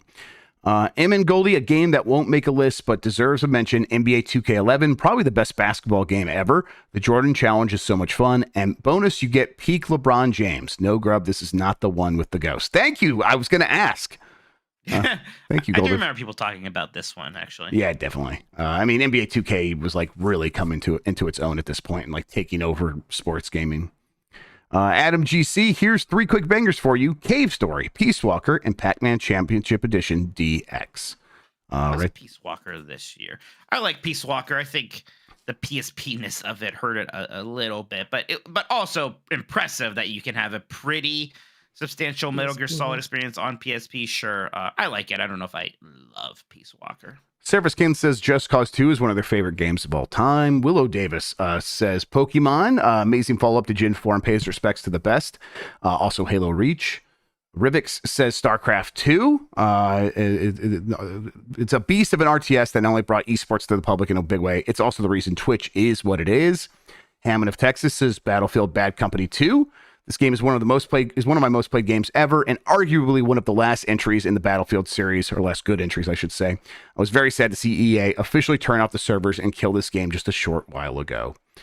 I wish I could go back and play this game because I did miss this, and it seems like something I would enjoy quite a lot.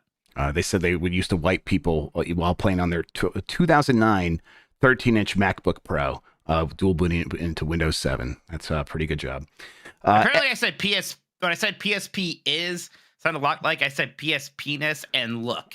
I was letting it go. I was proud of myself for like restraining, and then here we are. It was too funny to me. Ed says Black Ops, baby. Black Ops. Alan Wake as well. Deck the halls with Bops of Holly, says Heart Gold and Soul Silver. And in typical Game Freak fashion, they decided to never follow this formula again with any of the remakes that followed. Sorry about that.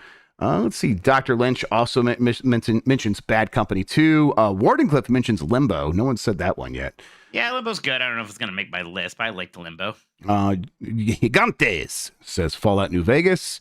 Ali Miracle says Capcom owned my ass this year between me grinding out and placing in Tatsunoko versus Capcom.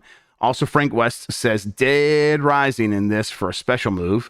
Also, Monster Hunter Tri was this was the start of my downfall for Monster Hunter with online and that very silly yes. Pro controller. Oh yeah, sure. Yes, Monster Hunter Try is like secretly like probably the best Monster Hunter. This is really good. Adam Juice says, me too with Mass Effect 2. Really likes that one. RT Bick says, got to shout out Super Meat Boy.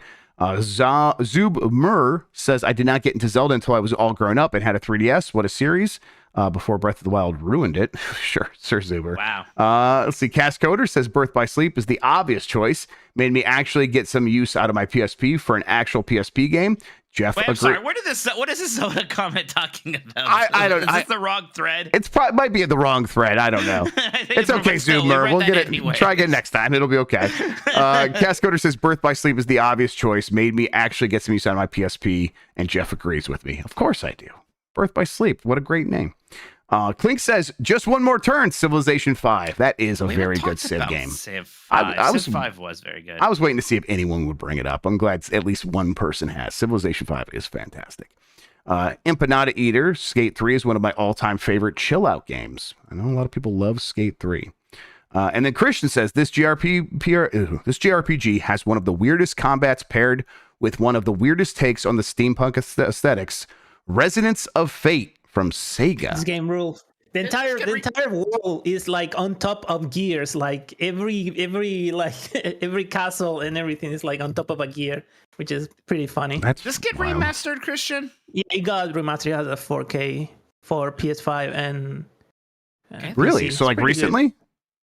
No, like I don't know. Maybe it was for PS4. Sorry, it might have been PS4, but yeah, it might have been PS4. But yeah, it's like. It's pretty good. That's what I heard. Is it on PC? It is on Steam. Yeah. Ooh, interesting. It's okay. Pretty good. Yeah, the combat is weird too. I'll show you later. I need to show it for you. Oh yeah, look at this. Resonance of Fate is $21 right now on Steam. Brian Rose says Pokemon Heart Gold and Soul Silver is probably one of the best remakes ever, so I have to pick that. But also shout out to Dragon Quest IX. Yeah, definitely. All right, Mike. Let's see. Wait, the Crouching Boomer by an Open Fire said Skate. There's one more. Skate fucking 3. There we go. I think we haven't played much Skate. But no, we have not. All right, let's see here. I'll frame this up again. All right, what are we adding from the community? I gotta wait for your thing to catch up so I can see what is missing. Sure, give me a second here. You added New Vegas, right? Yeah, we have New Vegas on there for sure. New Vegas is important for sure. It was a lot of Heart Gold, Soul Silver love. Absolutely. Otherwise, I'm not sure if I'm trying to think if there's anything people brought up. Alan Wake 1, I could maybe make a bit of a case for. It's going to be tough because there were a lot of big games this year. Otherwise, I think people are generally agreeing with some of our big heavy hitters. I mean, Civilization 5, I think, could actually be considered. Yeah, I was gonna put Civilization 5 up there. Yes, Civilization 5. I thought there was one earlier on. Let me check these comments again real quick. Yeah, I think I'm missing. I glazed through it. Gazed through it. But all right, let's see here. Mass Effect 2 just actually. Deadly Premonition might be good. There was a surprisingly large amount of 999 love, but yeah. I mean, I guess I did know that people love those games. Yeah, it's really good. It's one of the best visual novels. I might go back to and check out at some point in my life. No, Jeff, I'm looking. I think we're good. Yeah, it has unlike other visual novels where it's kind of slog to go through the beginnings of it. This one it starts right away. You had to get out of a sinking boat right away.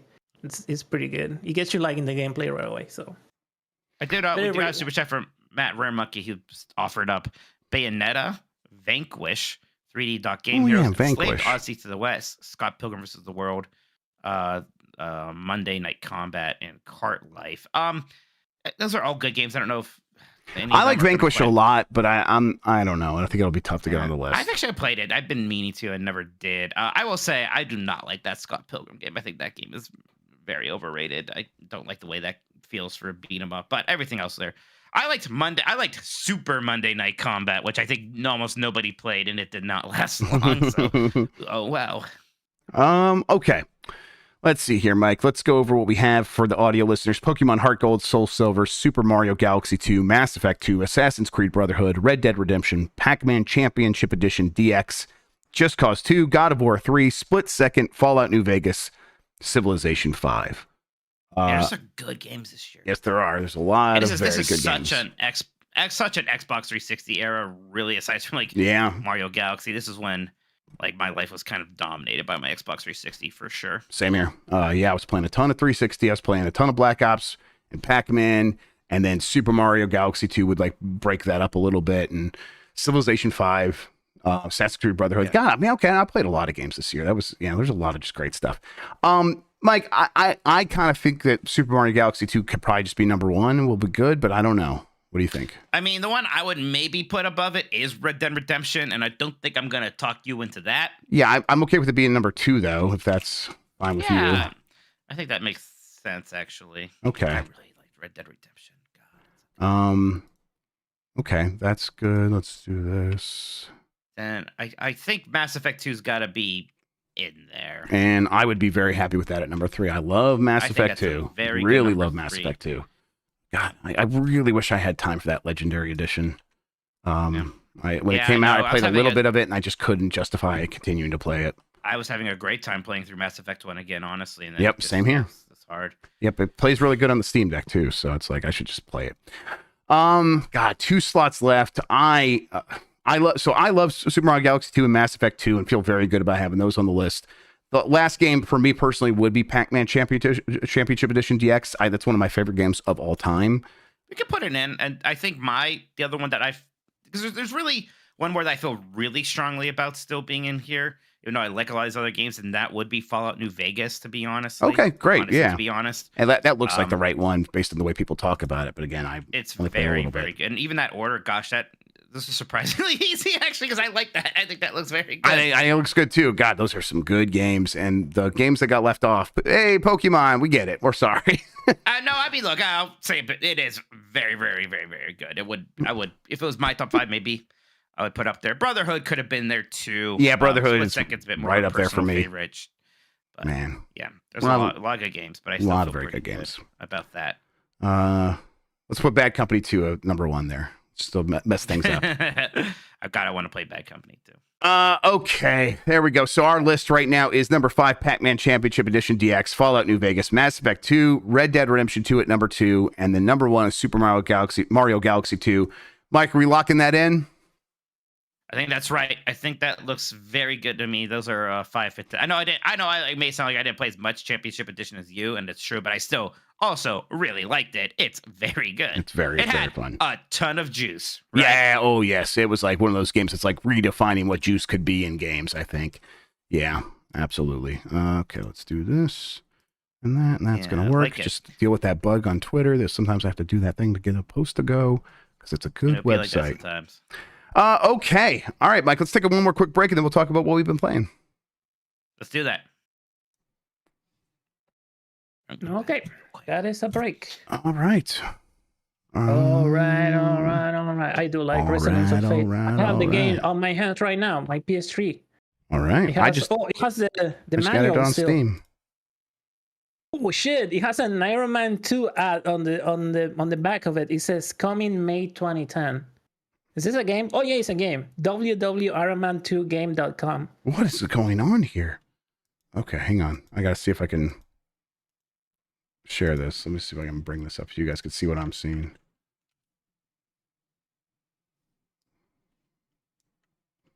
Yeah. Hang on.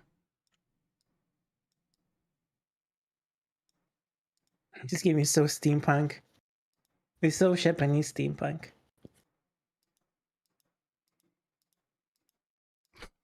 They got boot physics.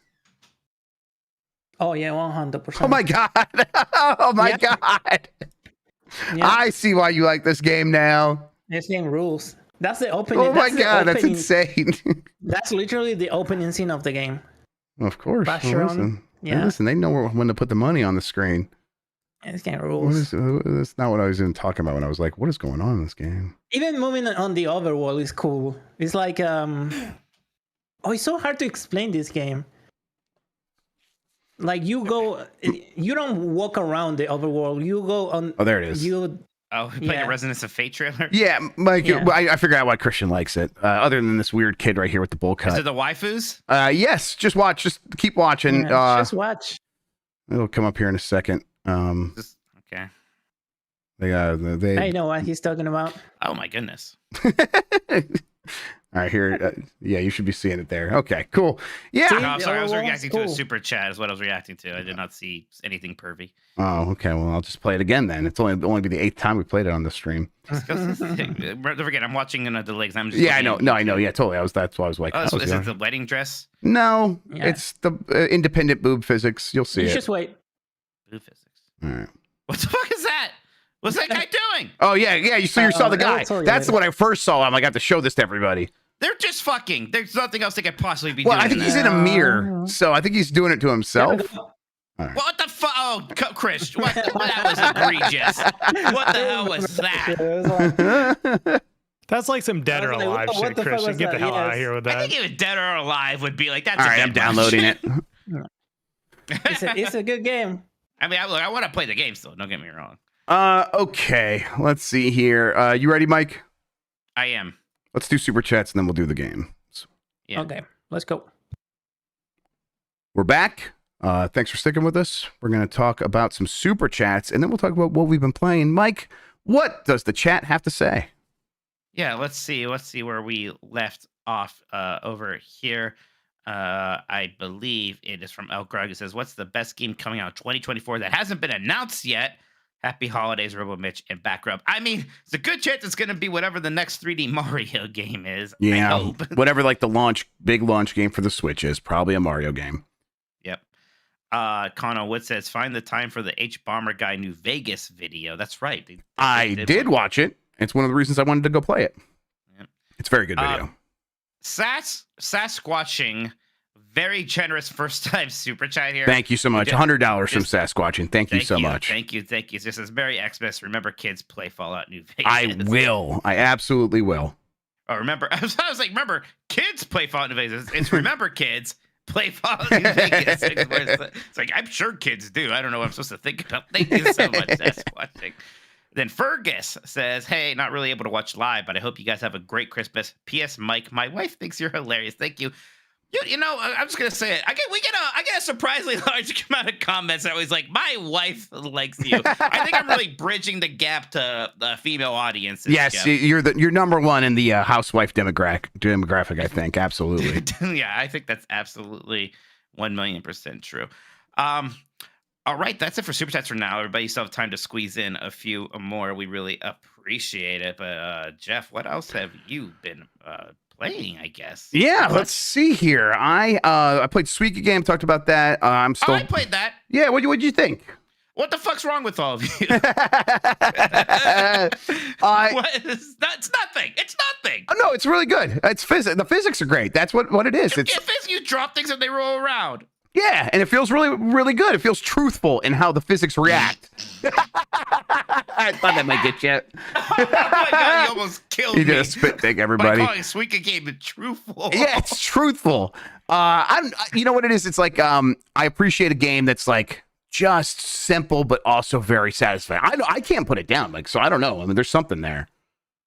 I'm sure. Like I get it. It's fine. Nothing about it was entirely. Not enough singing animals for your stupid ass. It could use some. It could use some. If I'm being honest. I get why like people can pick. I get why people pick up like, what is this? But it's like, no, there's definitely something here. There's like something happening underneath the hood where when you drop something and then it bounces around in that satisfying way, and then the fruit is like squeezing up against each other, and like a cherry pops out because it's like squeezing in just the right way. I don't know. That's a little satisfying, I guess. Okay, yeah, thanks for just humoring me there, Mike. I appreciate it. What would you say about your game for babies? I don't know. And I also like that it's a game for babies because it's like you eat cheese pizza when you play it. Yeah, exactly. No, I hand it to my kids and I don't have to explain anything. That's really cool. That it's like one of those games. There's like barely any text. It just is all right there in front of you. And part of me is like, oh yeah, this is just a real fucking video game right here. All right. I like it a lot. You're having fun. Have Thank you fun, very I much. guess. Have fun, I guess. Fair enough. Listen, Rocket Knight Adventures that's the weirdo game. I did a podcast with Rebecca. Yeah, I'll commiserate with her. Absolutely. Yeah, but I haven't had time for too much else. Mostly just kind of editing people's stuff for Game of the Year, guest list, things like that. You know, I think I said like the Star Ocean second story R was driving me a little crazy if it's slow paced. So I was like, I need to take a little break and play something that's a bit more immediate. So I tried a game that did very little for me. Then I remembered there's this Mega Man clone that came out this year called Gravity Circuit that I meant to play. Right, so I finally downloaded that, and it's very good. It's definitely, I didn't realize it is very specifically going for a Mega Man Zero thing, which is really neat. It's Mega Man Zero, although those games were Game Boy Advance games, and the aesthetics here are way more Game Boy Color. So that's cool. But instead of shooting, you kind of have punches. Instead, you also have a grapple hook mechanic, which is a lot of fun. But just, I love games that feel like Mega Man, where it's just the really precise 2D platforming and just some good jumping and good action, nice bosses. So it's just ticking a lot of boxes for me. It's definitely one of the better Mega Man inspired games I played in a while. And there's a ton of those for sure, but this is definitely way up there. Yeah, I tried like a little bit of this and I liked it. I was like, okay, I'm going to set that aside and probably play that at some point. I maybe should go back to it, but I still want to play 30XX a lot more than I did too. So. Yeah, 30XX that might tickle your fancy more just because of the whole roguelike thing, which I get. Even this game, not that there's a ton of story stuff, but there's a little bit of it. And even in like the Mega Man Zero's games, I'm like, why do we need any of this? But it's not a problem here for sure. I've also been playing more SteamWorld Build on my Steam Deck after starting it on PC. I'm almost through my first campaign with it. That game's really good with controller, actually, surprisingly good. Oh, really? It works really well, yeah. I'm into more of the tower defensey stuff, and it's very light tower defense. It's like as long as you set up your defenses, it's going to most. Because I hate tower defense. Exactly. Yes. Right. I don't. And I'm like, I think there are more people out there like you who hear that and they're like, well, then I'm never going to touch this. And it's not a tower defense game. It just has some towers that defend. And then you also have like your little army guys that will go out and fight stuff actively. So that's happening too. So it's not a Star Fox Guard like. It's not a Star Fox Guard like, although I'm sure we're still waiting for those. That was so influential. They'll come any day now. But yeah, it's just a really satisfying game still. Like at a certain point it is, okay, I gotta upgrade all of these residential houses to be like the next tier up and then the next tier after that, and they have so many specific needs to then go up to the tier after that, and I've already built up so much of my city that there's not a lot of room for things anymore, so I have to be very selective with how I move things around.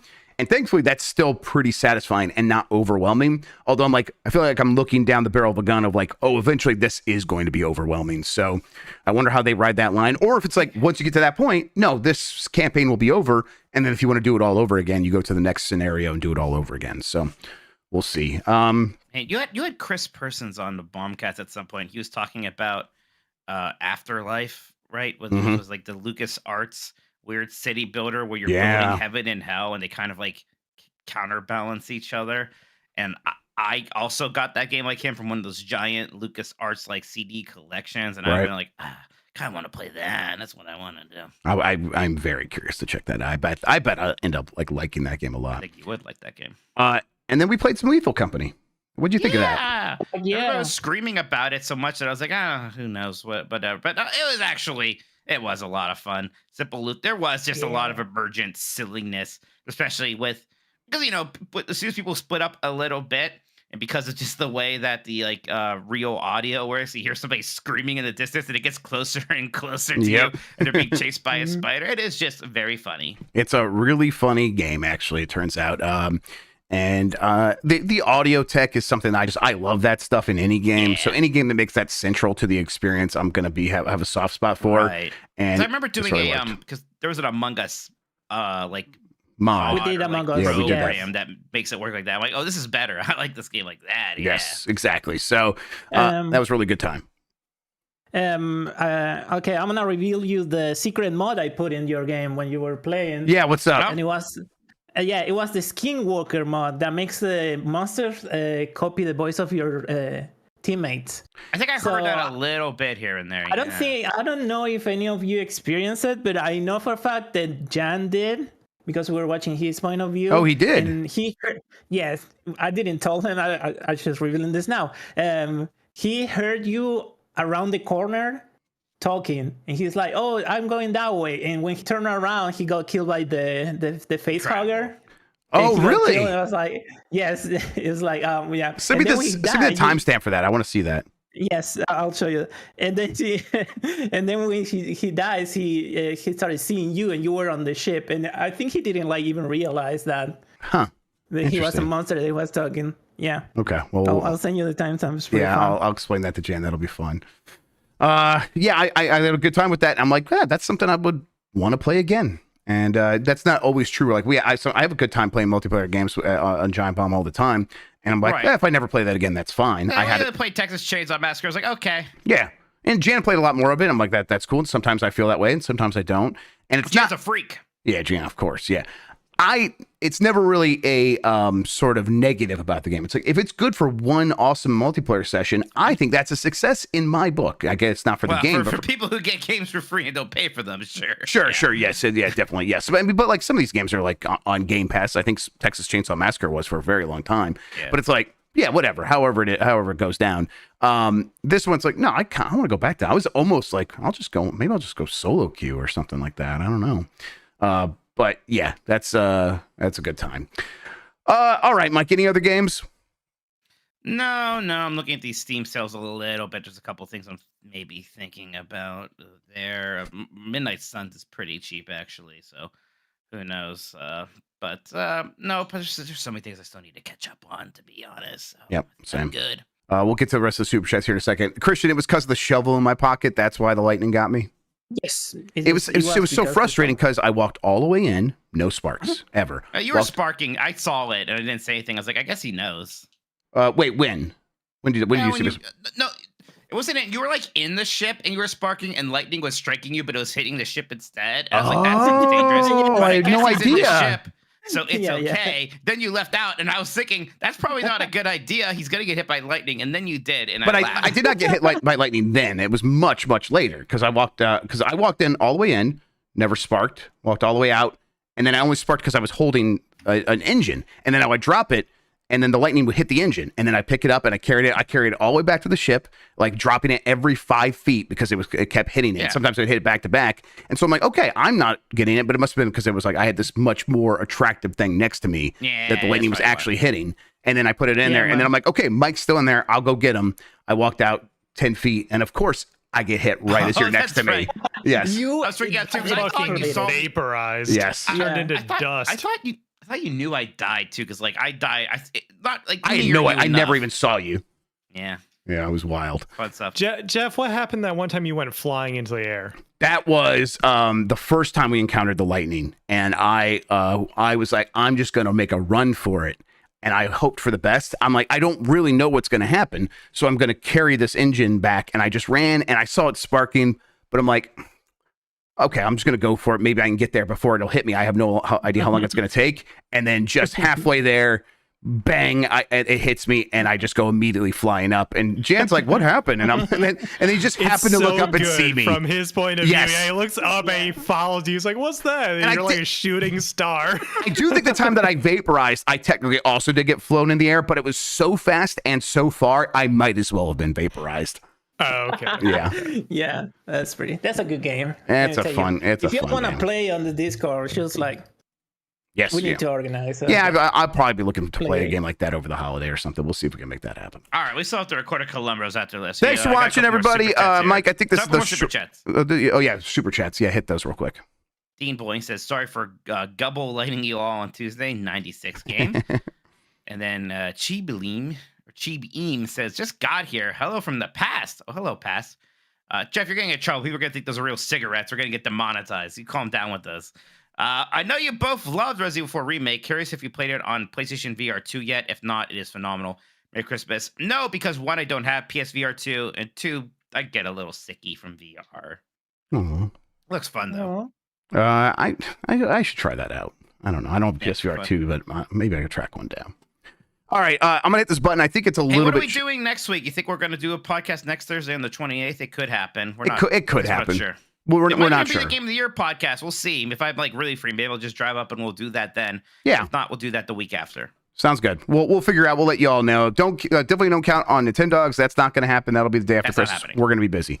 But Thursday we might have a Game Mess Decides. We'll let you know. We'll keep you posted. All right, Mike. Where can people find you on the internet? Hokodo. Thanks for watching, everybody. was a good year. It was a good year. Yeah. A lot of fun over here in Game Mess. Yeah, we did have fun, didn't we? We think we all learned a lot. We definitely learned a lot. Jeff didn't call me the Taliban this time, like last year I did with him, so that was an Just said you sounded like the Taliban. It's very different. They have beautiful voices. That has nothing to do with their politics. Sorry, we're bringing down the mood by bringing up the Taliban, everybody. Incredible. I'll say shout out to the Taliban. No. Merry Christmas, everybody. Happy holidays. Have a safe one. Have a safe New Year. If we don't hear from you again, yes, drink responsibly, be nice to each other, enjoy time with friends and family. Hang in there, everybody. Bye, everybody. Catch you next time.